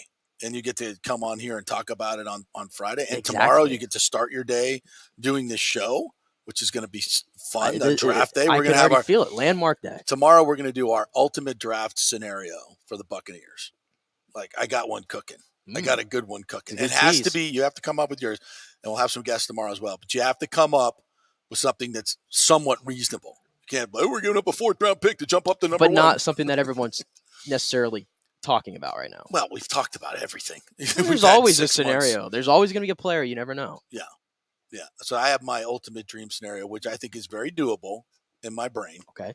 And to jumpstart the post Brady era. I'm gonna watch Draft Day tonight to get some inspiration. With Kevin Costner. The most unrealistic show. Have they ever. edited out the love story yet? I mean, just my God. Was that the most forced love story plot in every the history movie of film? has to have some kind of love story in it. Like, what are we doing here? I mean, we're talking. It's Draft Day. And You're ruining a really cheesy, good sports movie. It's Draft Day, and Sam and what's his face in the what's his name in the movie? Kevin Costner. Whatever. Whatever. Kevin Costner's trying to just trade it up to get Bo Callahan. Isn't dealing with all that. He's dealing with Vontae Mack and all this stuff. And then he's just randomly taking breaks in broom closets to have a little love affair. Yeah, right. Come on, his mom's in the building. Like, we're spreading ashes on the field. What are we doing here? It's really the most unrealistic movie. But the plot, if you just stick to the sports stuff, it's kind of fun. It's compelling. Fun. It's not, it's just fun little romp. Yeah. But the rest is like, well, what are we doing here? It's good to tune in. It's like you just see in the script meeting, you hear some consultant coming in, with glasses, and he's like, where's the love story for the ladies? We have to have a love story. And it starts with that, too. Love connection. It starts with that, too. Like the writer's sitting there going, it's a draft movie. There's nobody banging people in broom closets. What are you talking about? Well, that's actually not true. that made me... I'm not going into that one. All right. Ashley Lynn says, it was a good movie because of the love story? Really? Ashley Lynn, really? It was good because of the love story? That's why you liked it? I mean, because if you're looking for a love story, there's probably a few more movies out there that might be a little bit better. There's a bunch of guys like, I want to see the draft movie. And then, of course, it's the Cleveland Browns doing something on draft day, which makes it completely unrealistic. Listen, if you want to see a great love story and in the most chaotic way, you know what me and Casey started watching this week and we finished it last night? What? Is Love is Blind. Have you heard about this? Yeah, Ashley loves that. She loves that show. I heard I like the premise of it, and I'm like, well, that's not. I said those aren't going to be good relationships ever. Well, I mean, all 3 of the 4 3 of them got married. One of them left the other one at the altar. Yeah. But 3 of them that got married, they did the live reunion last week, and after a year or so, they're all still. I may have to get Ashley to come on. Yeah, they're all still together. Ashley and Casey. Let's get Ashley and Casey to come on and do the roundup show. Oh, I could do the roundup. Oh, really? I'm invested. Oh, really? I'm complete. It's so chaotic. I can't take my eyes off of it. Really? I just can't get invested in any of these shows because I know it's all fake. It's all scripted. It's just like your wrestling stuff. You get all wrapped up in these stories that are completely fake. Now, of course, movies are the same thing, but there's just so much. But at least I know they're not pretending it to be real. Like, I feel like the whole time I'm watching, I'm like, you're lying to me. Yeah, I mean, what are you doing? Yeah, they've known each other for like, a week in a pod where they can't see each other. It's all for TV. And they're like crying, like, I love you so much. Oh my! And he's God. like, they're singing songs to each other, and they're like, it was the sweetest thing ever. And like, I'm watching, I'm like, this is the most cringiest thing ever, but I can't take my eyes off of it. Listen to what you just said. It's the cringiest thing ever, and I can't. You know what happens when I see the cringiest thing ever? Sports Center. Oh, really? You want to watch Sports Center right now? And I can't even watch Sports Center anymore. You know what? I've gone back to watching old games. Do they still have? They might have it on ESPN Plus. Do they need to bring back like the ESPN Classic channel or something? Yes, because I love that channel. A lot of my sports knowledge as a kid, I owe it to Stump the Schwab. Stump the Schwab was amazing. What a great show, and it was amazing that dude was unbelievable. Yeah, that was crazy. Eric Agnew said I made her watch. She kind of a newbie at this. Oh, is that about the draft? I'm assuming. Made her watch what? Love is Blind? No, got to be draft day. Draft day. Probably not understand how the draft process How about works. Costner trashing other GMs while trying to get a trade done? Unrealistic. The best moment. Yeah, right. The best moment involves that though, when they're at the end of the movie and he's trying to do the retrade with Seattle because he doesn't want Bo Callahan, and he's like, what else do we want? Like he hits like mute on the phone. He's like, what else do we want? And he's like, David Putney. And he tells him, he's like, I want David Putney. And he's like, I want David, God, you know what, Putney, because I feel like it. And then he's like, come on, you pancake eating mother effer. And like forces him basically to go through it's the most unrealistic thing ever, you know? But it was fun. But it was fun. That's the best moment So of the movie. actually, in I my agree. opinion. It was a good movie. I loved the movie. It was fun, but I kept going like, what are we doing here with the love story? It's there. But in all, I did love it. It was fun. And I liked is it Dennis Leary? Is that his name? Yeah, yeah. That was Coach Penn. Yeah, he's great. He's great in that movie too. He's great in everything he's ever done. He's fantastic. Everything he's ever done. All right, we got to hit a break for God's sakes. All right, our thanks to Jeeves Law Group, Bay Area Modern Medical Center. Chris Lugo was on, their medical director, talking about his new True Body machine having amazing success. So if you're lazy and you don't want to work out and you want to get abs like that guy, that's the True Body. That's what you got to do. You don't have to do 10,000 crunches. Just hook yourself up the machine, couple of treatments, and you're starting to get abs. They're getting great results. It's the way it works. So check it out. Go to BAMMC.com. And even if you like to work out, it'll just amplify everything. So it eats that fat, gets you trim and lean. And they've got great things over there. Testosterone replacement, weight loss, nutrition. Great. BAMMC.com. All right, we'll be back to talk a little Bolts as we get ready for Game 5 up in Toronto tomorrow night. Stay with us.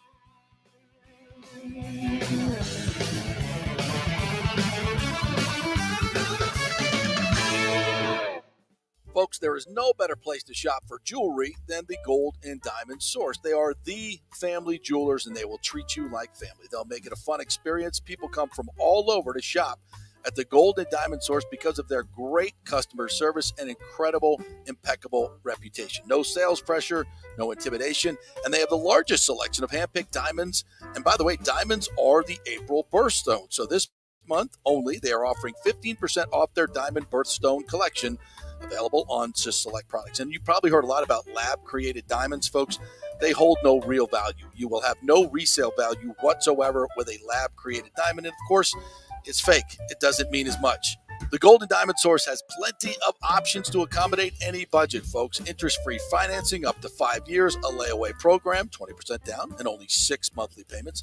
And, of course, the Diamond Savings Account, where you get full value of your diamond when you look to upgrade. It's all there for you at the Golden Diamond Source, 3800 Homerton Road, always online at thegoldendiamondsource.com. All right, this is for all you guys who don't want to go to the gym and do 5,000 crunches. At Bay Area Modern Medical Center, you can get on the new True Body machine where you can reduce fat and tone up your muscle. It's like doing 54,000 crunches in just 15 minutes. Define your body as you see fit. True Body offers personalized muscle stimulation that delivers the equivalent of those 54,000 crunches in just 15 minutes. Just get in touch with them at Bay Area Modern Medical Center, BAMMC.com. Chris Lugo and the team over there will set you up on True Body and get amazing results. Non-invasive with comfortable and little to no pain and zero downtime. You can isolate and target those areas that you want to improve and treat multiple areas simultaneously. It's an amazing machine, so check it out at Bay Area Modern Medical Center, BAMMC.com. Well, Fitz the mortgage guy did it again. A listener heard his ad, was going to another big bank, but called Scott Fitzgerald at American Mortgage Services of Tampa, and Fitz saved him $618 on his monthly payment. Are you kidding me? Folks, that's big money. Rates are going up, they're going down, they're going all over the place. Scott will shop your loan and save you lender fees and get the best rates. Email him, scott@amstampa.com, or call 813-294-7595. That's Fitz the mortgage guy. Lots of stuff going on right now, and these rates are going all over the place. You need somebody knowledgeable in the market that will work hard for you and get you the best deal. That's my man, Scott. He's done 3 loans for me, done thousands of loans for local folks here, works with a lot of the coaches and players in the area. He's the guy. 813-294-7595, or go to scott@amstampa.com. Insurance coverage can be confusing and expensive. I mean, where do you start? Which companies can you count on to pay out fast and fair? Well, call the great folks at Italiano Insurance. It's a family-owned business. Jeff and Nat Italiano are carrying on the 60-year-plus tradition of giving amazing customer service and giving back to the community through their annual backpack drive for needy students and their support of the local pediatric cancer patients. But it's the customer service that sets them apart. They can shop all your insurance needs and save you big time money. Don't hop on the internet and waste time looking at some bogus reviews. Talk to knowledgeable agents and not some voice-generated robot. These are confusing times for homeowners, and Italiano's team of experienced professionals can provide the right coverage for every situation. Home, auto, business, life. It's Italiano for all the pieces of your life. Call 813-877-7799 or go to italianoinsurance.com. Let's go. Right now. Back to the show with JP on FanStream Sports. All right, welcome back to the JP Peterson Show, brought to you by the great folks at the Jeeves Law Group, JEEVESLawgroup.com.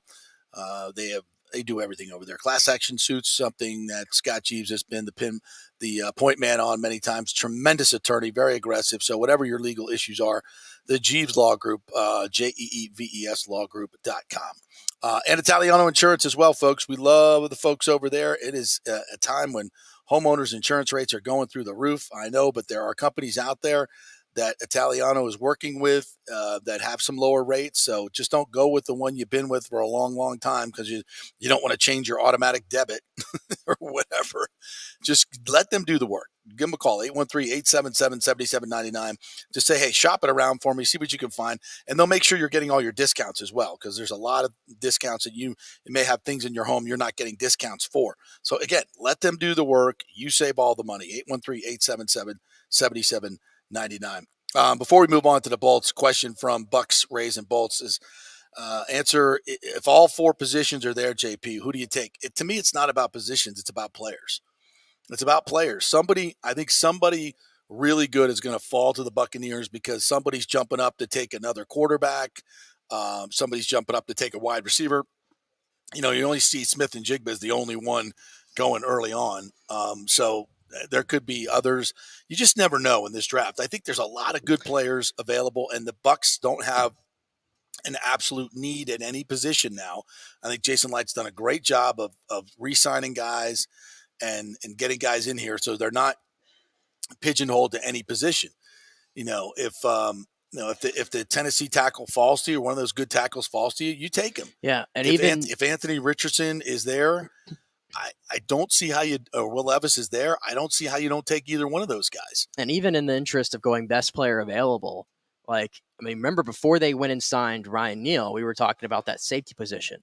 And I know Scott was really high on Brian Branch, who probably might be there at 19, I'd say. So it's like, where does he kind of fit into the mold there? Because I know they short up. Be a really good pick. Because again, it's just best player available, and they need a slot corner, and he can play slot corner and safety. Or Neal, yeah. I think that's still worth addressing. Yep. And if you feel like you can get a slam dunk guy in the first round, and probably at where they'd be picking, I think he could probably go higher, but I think he's going to slide a little bit just because of the quarterback situation. I mean, you got to throw him into the hat as well. What Scott said about having three quarterbacks is absolutely 100% true. Yes. We even talked about that. And if they did do that, I think you'd have to move off one of them, trade Trask. Is there? And you say, well, would you trade Baker Mayfield? Well, yeah, I would. If somebody loses a starting quarterback, and they want to come get him, come get him. He's on a very cheap contract. You can do that. I would probably move somebody. If you drafted an Anthony Richardson, I would probably try to move Kyle Trask and get some value for him because, he's just going to sit there. It's going to muck up your entire thing. And again, the process will tell you where to go with it. And you can, and it's not just how many passes you throw. It's how you comport yourself. All those things will tell you whether this guy is Anthony Richardson mature enough. Is Hendon Hooker going to be available this year? Is he mature enough? Whoever you draft in that particular spot, Will Levis, you're going to have to give him an opportunity. Yep. So if you did draft a quarterback, I think you'd have to move one of those other guys out and get some value because I think they all have value. I don't know what the value is, but I think they all have some value. No question about it. So I don't mean to evade your question, but I think there's a lot of ways you can go, and best player available, impactful player long term is where you want to go. Yep. I just can't underscore enough. If you don't have a long term answer at quarterback, you got to get one.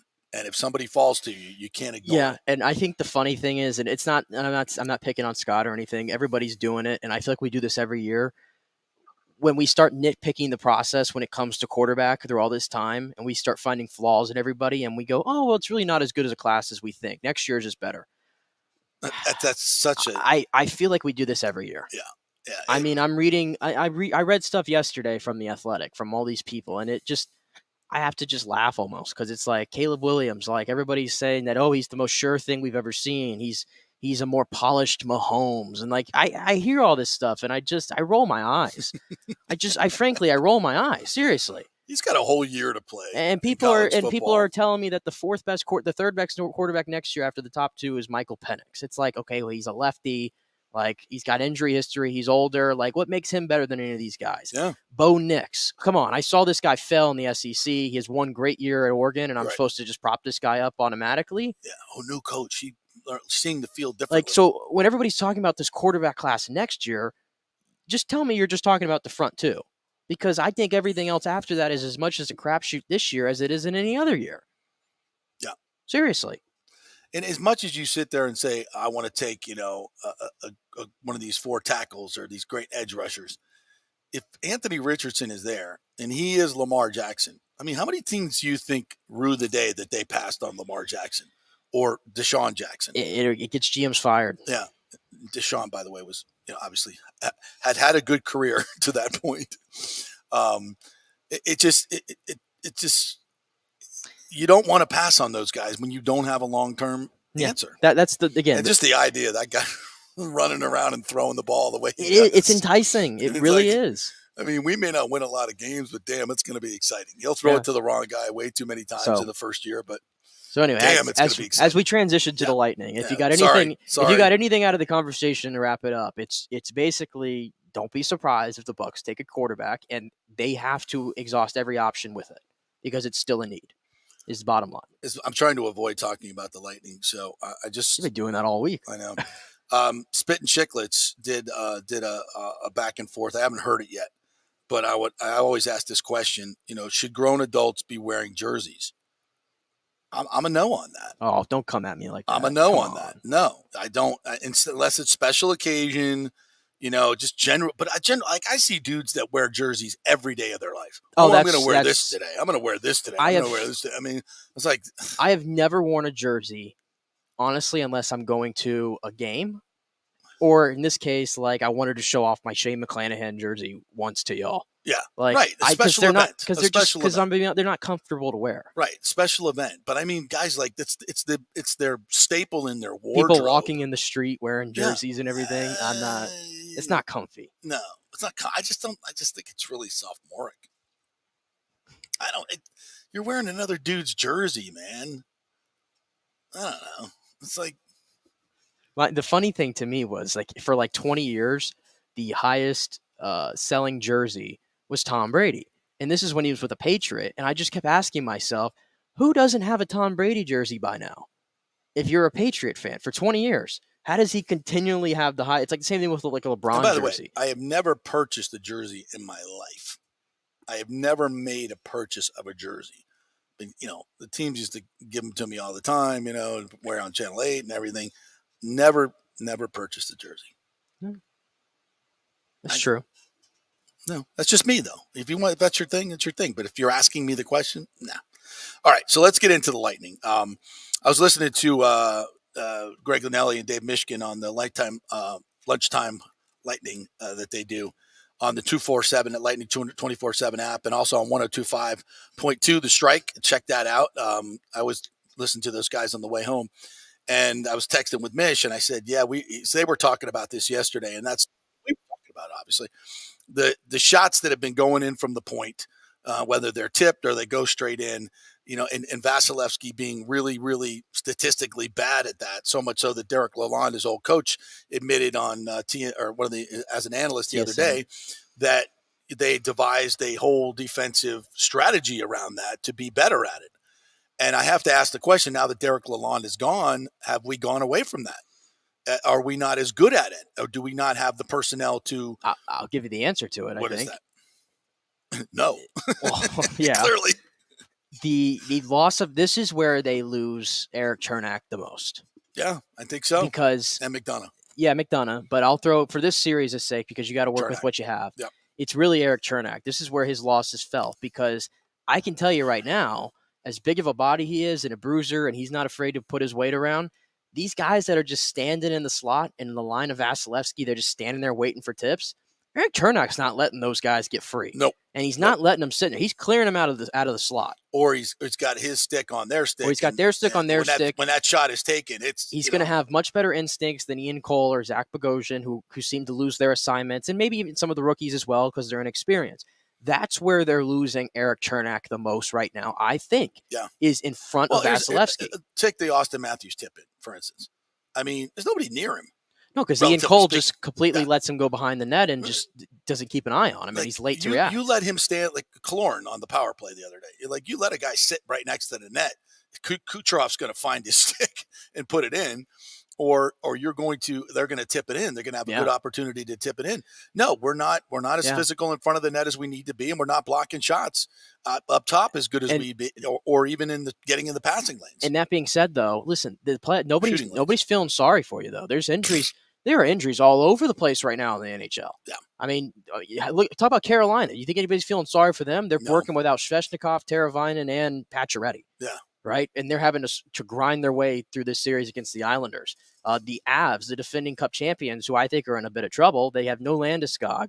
And now Makar does something completely stupid and gets himself suspended for Game 5. I mean, this is happening. Nobody's feeling sorry for you, so you have to work around it. And I don't think the Lightning have been able to adjust to that. And maybe it's just as simple as we don't have the personnel, so maybe we could try to do something different, but we don't have the personnel to do it. I don't know. But they just have not adjusted well in this series to that. My biggest problem with banging on the Lightning right now is the fact that they should have won both of those games. Because they've outplayed this team. They've outplayed them, and they're the better team. I think I think people say, oh, it's Toronto's year. Look at all the guys that they added.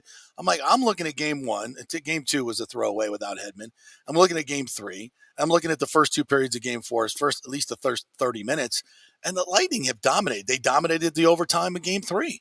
I mean, if you go through all the periods, I think they, obviously the first game they dominated 3. Second game, none. Third game, I think they were. I would give them 4 in that one, at least 3 of those periods, if not 4. And Game 3, I would give them first, half of the second, most of the third. Yep. Well, no. Game 4, they obviously lost the third period. So at least, a period and a half there. I mean, they've been the better team with Hedman. So I think but when you're down 3-1, it's just, you can be the better. You're going to lose one of these 3 games, even if they're going to steal another game, even if they're not the better team. And I could see Toronto coming out tomorrow and just just hair on fire. We've lost 10 games in a row where we could close teams out in these series, and we're not going to let another one slip by. We're not getting on that plan. I could see them doing that, and I can see the Lightning just 2 gut punches like this, man. It's hard to get off the mat. This to me reminds me of last year in the final when the series was 2-2, and the Lightning. It might have been Game 5, I want to say, maybe against Colorado. It's been a long time. I know it was one of those games where the Lightning had dominated play for majority of the game against Colorado at home. Yeah, and then they gave up a goal, like 2 or 3 goals quickly in the third period to Colorado. That game went to overtime and they lost. Yeah, I agree. Yeah. And that was the game I remember. I think that was the Kadri game. Yeah.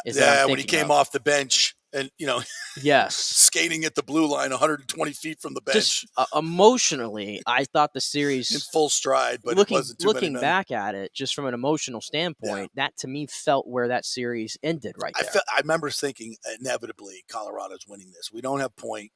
They're getting all the breaks. They were the faster team. Yes. It was almost felt like we were Toronto, and that in this, like, Colorado was just better in that series. Remember? Yeah. And we were hanging in. And I think that's how Toronto is right now. Yeah. I mean, and with the Lightning, but losing that Game 4, it just from 3-1 to 2-2. It's just, and the way you lost it. It's the way.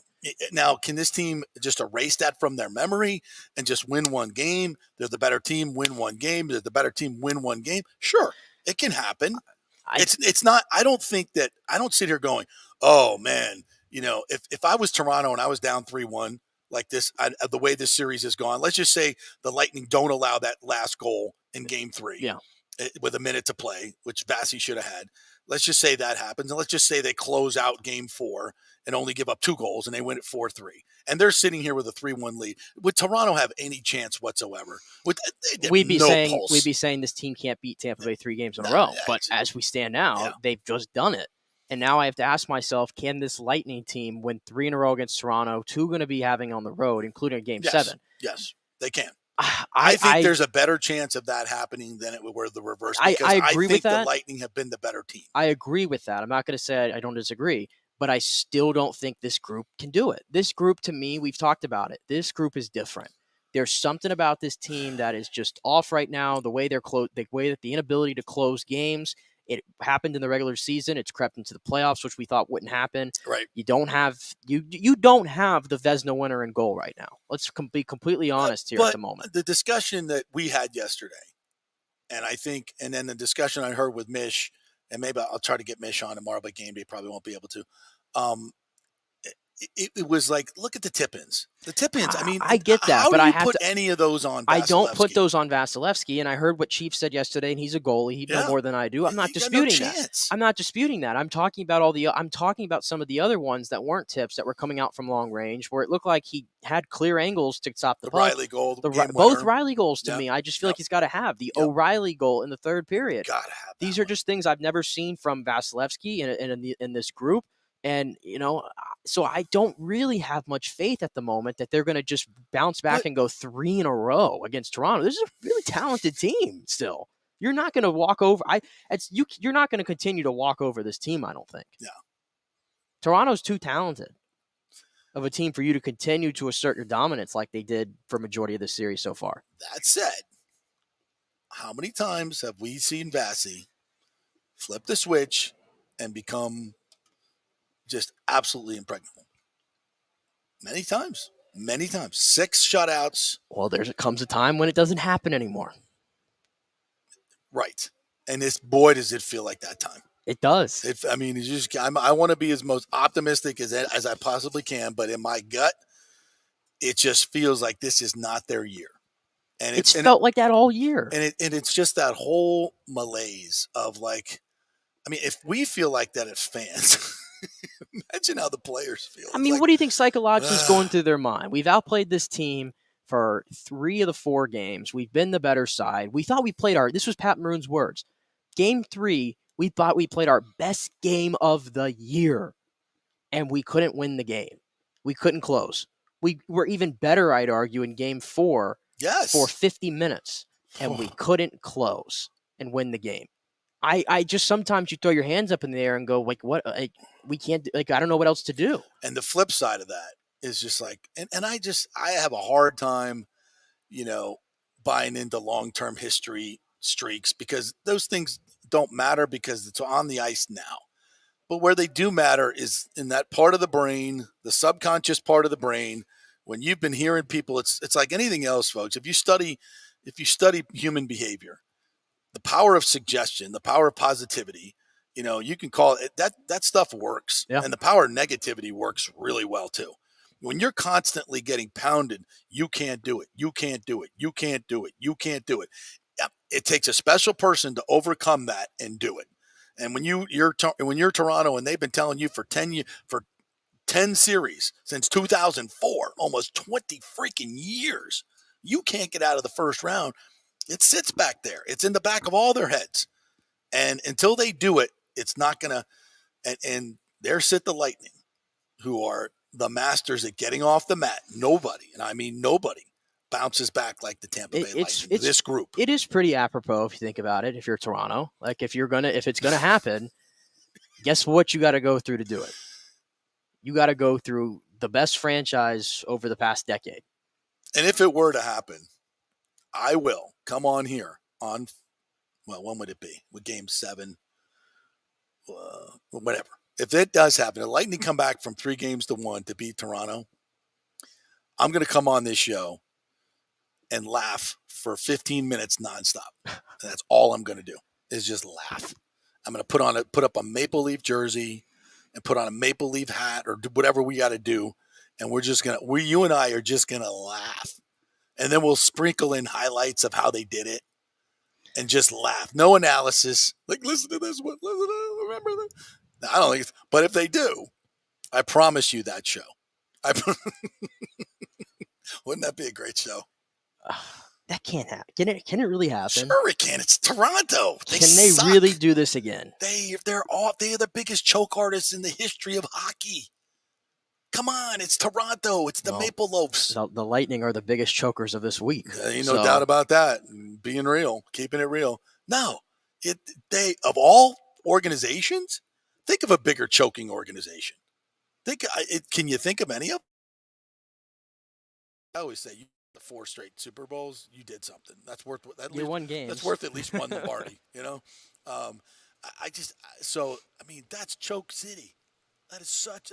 They've lost 3-1 leads. They've lost so many leads. Look at the Lightning last year. They were down in Game 6, and they came back and won, and then won Game 7 in their own place.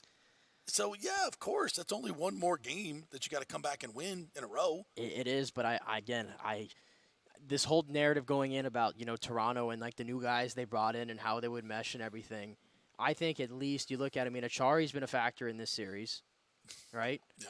He's been a factor, let's be honest. Some big goals. He's been on some really good teams, There's Boston, another goal Florida. Fast he should have had. Yeah. But Ryan O'Reilly, man, I mean, he's won a Stanley Cup.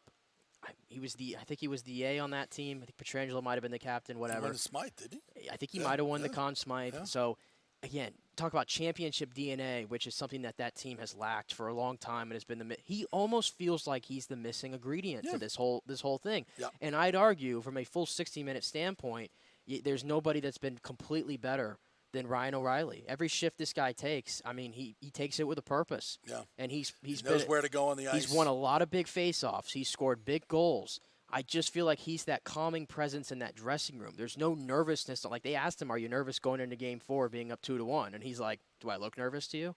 Like, he's got that confidence to him. He's not nervous about it. No.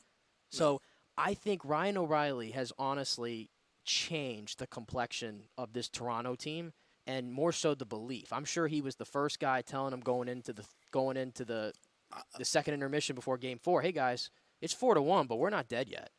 I'm sure he did the same thing in Game 3. He's the guy. I think Christopher Cole says this: got to have their best game on Thursday night. Just get to Game 6. I agree. You win this Game 5 up there, okay? You win this Game 5, and they got to get on a plane and come to Tampa, and that freaking place Saturday night is going to be on fire. And I take my chances with the Lightning at home and Toronto choking on it. And if they get to a Game 7 in Toronto, they won't be able to breathe. They're going to need oxygen on that. Those guys will be so. Oh, really? Because there's been plenty of Toronto fans in the building for these games. Whatever. I don't think it's as big as a home ice advantage as many were thinking. Well, I would appreciate it if we go to overtime, if you fans. But there's a little, I think a lot of fans left at 4-1. But you're in a playoff game. You just paid all this money for your tickets. And you know what? Man. I'm just going to be honest. Is the traffic really that bad? And I'm just going to be honest. Is it really that? Is it like an hour to get out of the? No. I'm going to be honest. It's a bad look, and it frustrates me. I watched the game. Agree. I was watching last night Dallas and Minnesota. Okay, and is anybody going to tell me that Dallas is some traditional hockey market? No, you're not. But you know what? I watched the entire first period of that game, and everybody that's sitting on that camera side, and the camera's a little lower so you can see the entire crowd there on that side. Yeah. Everybody is standing the whole time. The entire game. Yeah. I'm not comparing the Lightning to Edmonton or Toronto. That's unfair. But in Dallas, they're standing the entire game, and they're loud. Well, you certainly it's not like that in be Emily. Leaving. It's not like that you in Emily. Shouldn't be leaving. Nobody's leaving in the middle of the third period. That's or embarrassing. And then get to overtime, and there's more Leafs fans in the building than there are Lightning fans in a playoff game. That's embarrassing. I love my Lightning fans, and I think they're the best fans in the world. But it's human nature. We're spoiled. We've been, and that's human nature. I'm sorry. When you're Toronto and you can't win crap, you're gonna have a lot more energy for the playoffs. You just are. This is our year. This is our year. It's just different, and in other markets as well. Our fans have been paying $250 a ticket So there's fatigue. Of course there is. I think there is. Because I mean, there's the same thing this year during the regular there's financial season. fatigue. They can advertise, sellouts and all that kind of stuff, but you were there every night. It was not a sellout every night. No. I think you can. I think it's at 90%. If you're 90% of capacity of tickets sold, or something like 85%, it's considered a sellout. But no, it hasn't been. And the economy is tough. It's nothing against the Lightning. It's nothing against the Lightning fans. It's like, it's human nature. For God's sake, show me another team in this league that's even close to playing the amount of playoff games at home that the Lightning have had in the last 4 or 5 years. Oh, no, there's probably not even a team within 2/3 of what the Lightning have done. That's a lot of freaking money. No, I agree with in that. this I'm just saying if you're going to go to the game. And you got Maple Leafs fans that are, want to pay triple what you paid for your seats, and you can pay for the next round by selling one game. I'm just saying that it's hard for me to tell people not to do that. So it's hard for me to get on. I'm just saying, like, while you're there and you paid for the ticket, especially if you're in the lower bowl. No, it's not just that. If you're in the lower bowl, I know I see those ticket prices. You paid in some cases, some of y'all are paying $1,000 a ticket to be there for these games. How do you leave? Beyond get leaving, home 20 minutes earlier. Beyond leaving, it's like, while you're there, why don't you act like you paid $1,000 to be at that game? Let's get a little crazy. Like, I mean, can we have a game where people are standing up more and being a little more cheerful? Loud. Our fans are. I don't think it's like. No. I don't think it's like other markets, though. No, if we're being honest, no, it's not. And we could be better. And we need it. And I'm saying that because this team really needs it if they get back into like Game 6. I said, in overtime, I'm doing my bit in overtime. I look out, and and I know people are, they get out of their seats and they go, I'm not holding people like that. Whoa, let's wait till JP does his thing. No, I get it. Go get your food. You got to go to the bathroom. Let's go. I have a lot of loyal fans. Don't get me wrong, but I get it. But I looked out there and it was like empty. I'm like, this is a playoff game. We're going into overtime. Where is everybody? You needed a cigarette after that third period. Or something a little bit more. You needed some of Rogers' ayahuasca. Pull something out. Yeah. It was not good. It was not good. Again, I'm not banging on Lightning fans, but we can be better. And we want to complain about the team and their lack of intensity in the third period. Well, hello, fans, where are you? You're leaving it, 4-1 in the third period of a hockey game. You shouldn't be doing that. 4-2. I mean, now you're still leaving. As I say, and I didn't leave. Of course, I have to do the post game show, but I would not be leaving a game that I paid that much money for, and plus you make a difference. You make a difference, Lightning fans. So you got to be in it just like the team. So. Let's be better in Game 6, and I'm counting on being there for Game 6. I think we're gonna win tomorrow night. You think they're gonna win tomorrow, huh? I'm gonna reserve my prediction until tomorrow because a lot of this is based on when I wake up. I usually get a feel. It's a feel thing for me. So let me see how it goes tomorrow. All right, we got some Coop. Yeah, we got a little bit Coop we can run through. Yeah, so Coop did a little media session yesterday, and a lot of this is. About attitude, about, well, let's listen in. Here we go. Hi, John. As you sit there this afternoon and you have a little bit of time to kind of digest, what happened last night, what do you think you guys have to do or your team has to do to get back in this series? We got to leave a game with more goals on the board than them. That's basically what has to happen. Thank you for that analysis. I don't know what else to tell you. We've liked a lot of our game. Obviously that third period we'd probably like to have back, but it regardless how you get to overtime, you'd like to at least take one of those, and we didn't take either. So it's close, just not quite good enough. So we just got to be a little bit better. Evan Klosky. Hey, John, thank you for doing this. Yeah. And this is a tough question to answer, I'm sure, but is there anything to the overtime losses in the playoffs? It just feels like 9 out of the last 10 that you guys have played seems like an unlucky string of circumstances. And I don't know if that's just a coincidence or maybe it's just a regression to the mean coming off of what you guys did in 2020. You know what?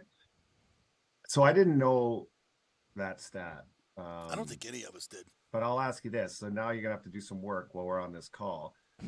What our overtime record before that? If you take the last 10 before that in the playoffs, does anybody on this call have that number? I will look it up in the meantime. All right. So now, my gut feeling is it's going to be probably not. What did you say? We're 1-9 in our last 10, or 1 and. Yeah, 1-9 in last. So anyway, it's dreadful. But I think if you look up what happened before that, it probably is the semi close to reversed. And it's funny that the year 2021, our second cup year, we were 0-4 in overtime. So imagine what our record would have been in the playoffs if we'd eked out the reverse of that. And I think that cup year before that, we had a semi decent overtime record. Mm-hmm. Yeah, to have that, to have the success we've had in the playoffs the last however long, many, many years, to have that record in overtime shows either how unlucky we've been of late or how good our team actually is to be able to hang around and go to 3 finals when you've been in that many overtime losses. That's the thing. Knowing that stat, would you ever Evan, say let us know if they've won 2 cups in a row? And been to the finals. I guess it again, like he said, it shows their ability to bounce back from these things. Exactly, my point. Yeah. But how many times have they done 2 back-to-back like they did in this never scenario? Never happened. Never happened. 99 percentile chance of win probability in the third period. You lose 2 in a row like that. That's a double gut punch. That's George Foreman hitting you twice in the solar plexus. No, that was the liver quiver. The liver quiver, yeah. You got to get off the mat. Nah. It's tough. But, they got the extra day, which was good. I think it's going to help the lighting. Yeah, and I saw like some of the images and video from practice, which was going on. It might still be going on now. Yeah. At least just viewing it, like it looked like this practice was a little bit more involved. They're popping around. It looked a little bit more involved. I saw the big whiteboard out there, and I saw the entire team out there, whereas in other times it was, voluntary and probably just a little skate here and there. Yeah. This practice today seemed a little bit more, I don't want to say intense because no practice is going to be intense, but maybe a little bit more involved. Yeah. Let's listen a little more. You come up with I don't know if I answered. I'm sorting through it. I'll hopefully by the end of this call. I don't know if I answered your question, but no, I appreciate it. John Romano, go ahead. John, I know you talked about the number of screens and deflections that Vasilevsky's faced in the series, but I'm curious about your overall impressions of his performance. Is it unrealistic to expect him to just dazzle us night after night?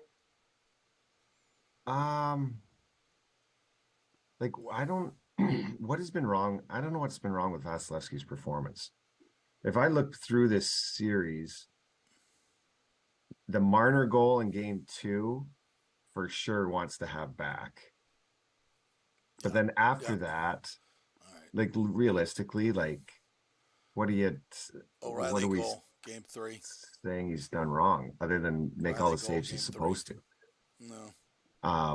He's you look Cooper at last night. Like you could, I don't know who's stopping the Achari tip. Nobody's stopping that. Nobody. And who's stopping the Matthews tip? Nobody's stopping that. Defenseman, hopefully. Which is the Riley goal, the third one. Like we come off our check and completely screen our goalie. And the winning goal, who's at Kerfoot's, like who's stopping that? You can't. Nobody's stopping that. So I don't know. Like I don't know. Not no the goalie in the league. Take any goalie. Take the best goalies in the history of the game. They're not stopping any of those. So that's why I'm saying I don't. So how do you defend it? Those are unbelievable 100% chances of going in goals, and so it's just tough that they're all happening like in one game. Mm-hmm. You rarely those great tips and stuff like that don't always happen at the time. So again, I think the onus is on the guys in front of them to try and be a little bit better. And in the end, give Toronto credit for some of the plays they're making. But those are some, I think if you took all of Toronto's games, their last 10 games, I bet you they don't have all those type goals. So it's something that we got to be better at, and hopefully Toronto digresses a little bit in that department. Yeah. I tell you what, he brings up a good point there.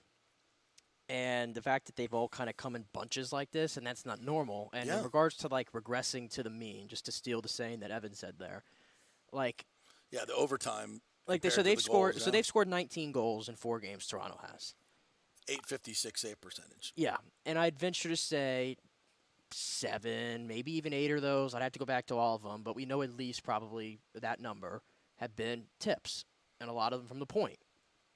And especially in the last 2 games, that's where majority of those goals have come from. Whereas when it's in the open play, the open run of play, they have not been able to cash in as frequent as the Lightning have from that standpoint. Agree? That's absolutely 100%. So maybe, I mean, if you, and again, this is asking a lot for them after 4 games of going to this to figure it out now in 2 days before the rest of the series, but knowing that the Lightning have had their number during the open play, I mean, surely the puck luck is going to stop at some point from all these tips and getting all these great looks, that maybe that gives the Lightning some kind of hope here for the next 3 games. Absolutely. That's what I've been saying. The Lightning have outplayed them with Hedman on the ice, with the exception of Game 2. The Lightning haven't outplayed them. And you take the third period. Okay. Obviously, Toronto outplayed them. And I would say the third period of Game 3, there was a point, I think, about 10 minutes left in the game, maybe even more, 15 minutes, where the Lightning just stopped going on offense and with a 1-goal lead. And I'm not a big fan of that. And especially with this group. This is the thing that we talked about the other day, is the shutdown strategy has worked for the Lightning. It has really worked, but it has not worked with this group as much as well.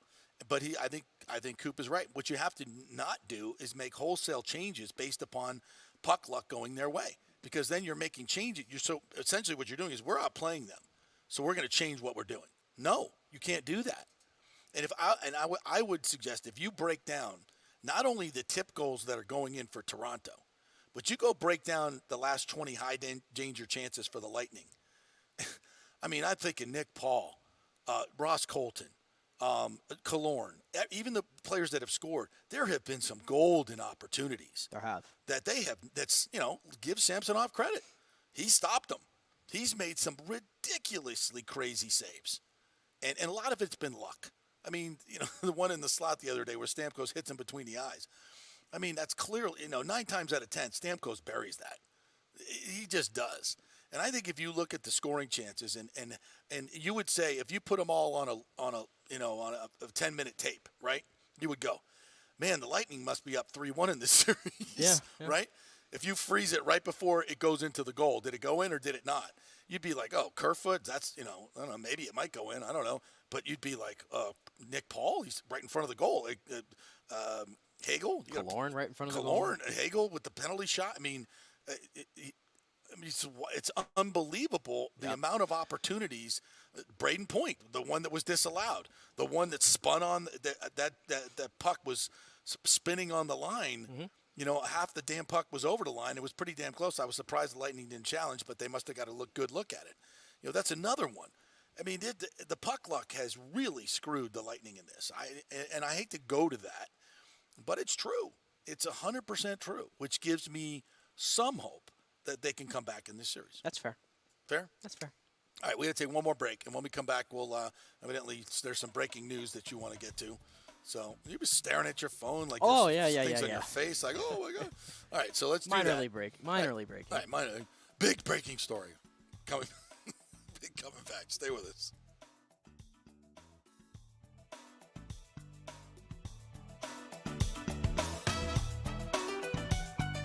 Insurance coverage can be confusing and expensive. I mean, where do you start? Which companies can you count on to pay out fast and fair? Well, call the great folks at Italiano Insurance. It's a family-owned business. Jeff and Nat Italiano are carrying on the 60-year-plus tradition of giving amazing customer service and giving back to the community through their annual backpack drive for needy students and their support of the local pediatric cancer patients. But it's the customer service that sets them apart. They can shop all your insurance needs and save you big-time money. Don't hop on the internet and waste time looking at some bogus reviews.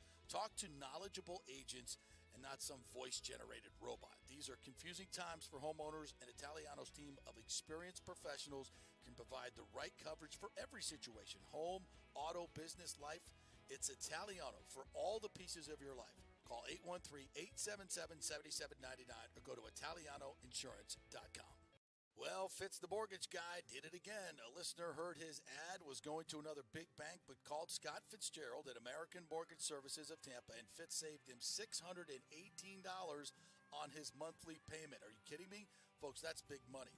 Rates are going up, they're going down, they're going all over the place. Scott will shop your loan and save you lender fees and get the best rates. Email him, scott@amstampa.com, or call 813-294-7595. That's Fitz the mortgage guy.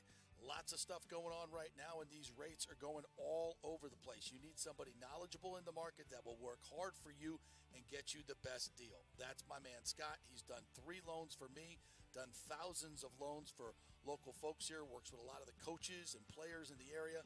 He's the guy. 813-294-7595, or go to scott@amstampa.com.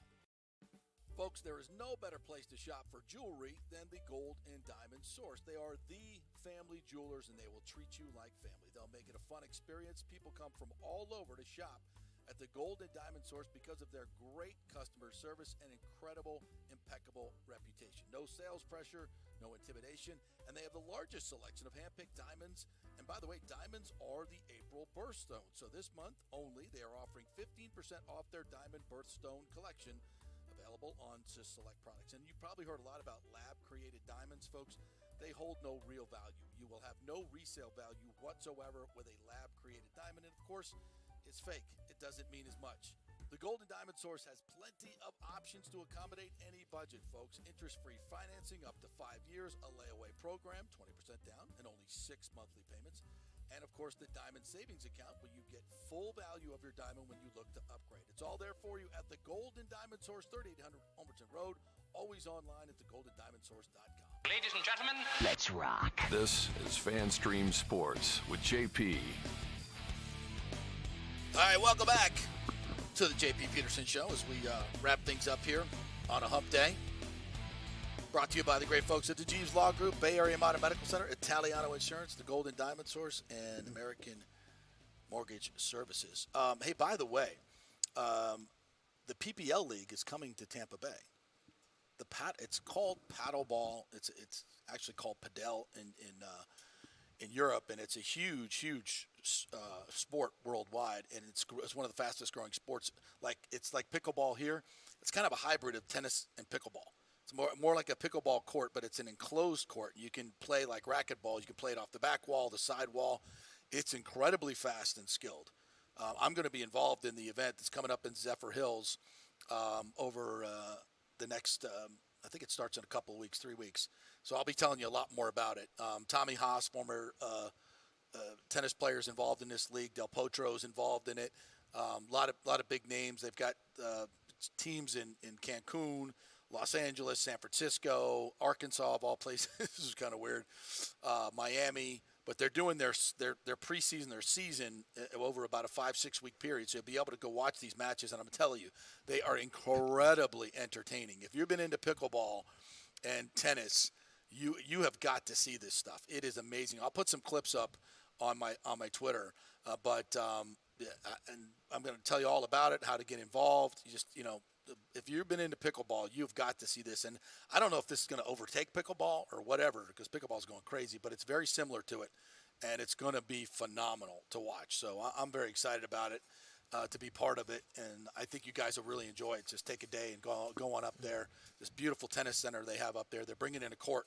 They're literally bringing in this court to set up. It's going to be a great setup, and I have a lot of fun doing it. So something different for you to watch. Something I guarantee you will be thoroughly entertained if you go to this thing. It's going to be fun, and we're going to have DJs, the whole nine. It's going to be fun. What do you got? The Commanders? Well, the Commanders have not picked up the 5th-year option on Chase Young. That's interesting. Which I don't know if it's like breaking. It just kind of stunned me at first because it's a former first-round pick or first overall pick. Boy, remember, we talk about all these draft picks and how they turn out. He got hurt. He got hurt, tore his ACL. He's played 12 games the last 2 years with like a sack and a half. I mean, but what a monster. When he was playing, oh, yeah. Monster. So we put so much on his draft, and there's a can't-miss pick. He's going to be a free agent now next year. But it's done nothing, really. Not much. I mean, defensive player his rookie of the year. His healthy seasons, he was amazing. But he hasn't been the consistent impact player that they'd hoped he would be because of injury. Yeah. So it just, So they want to wait and see rather than committing, I think it's like $18 million around there to him for the 5th year. So makes sense. Mildly still interesting. re-sign him. Yeah. I wish another team who had a draft pick would have not picked up their 5th year option. But anyway. Yeah. True. Other teams, they're doing their due diligence. Anything else that we missed remarkably, we made it the entire show without mentioning the Rays. Oh, that's right. Well, they lost. Screw them. But I mean, I'm just going to be completely honest here. 5-0 shutout. Nothing really to. Nothing good happened. Nothing to talk about here. No.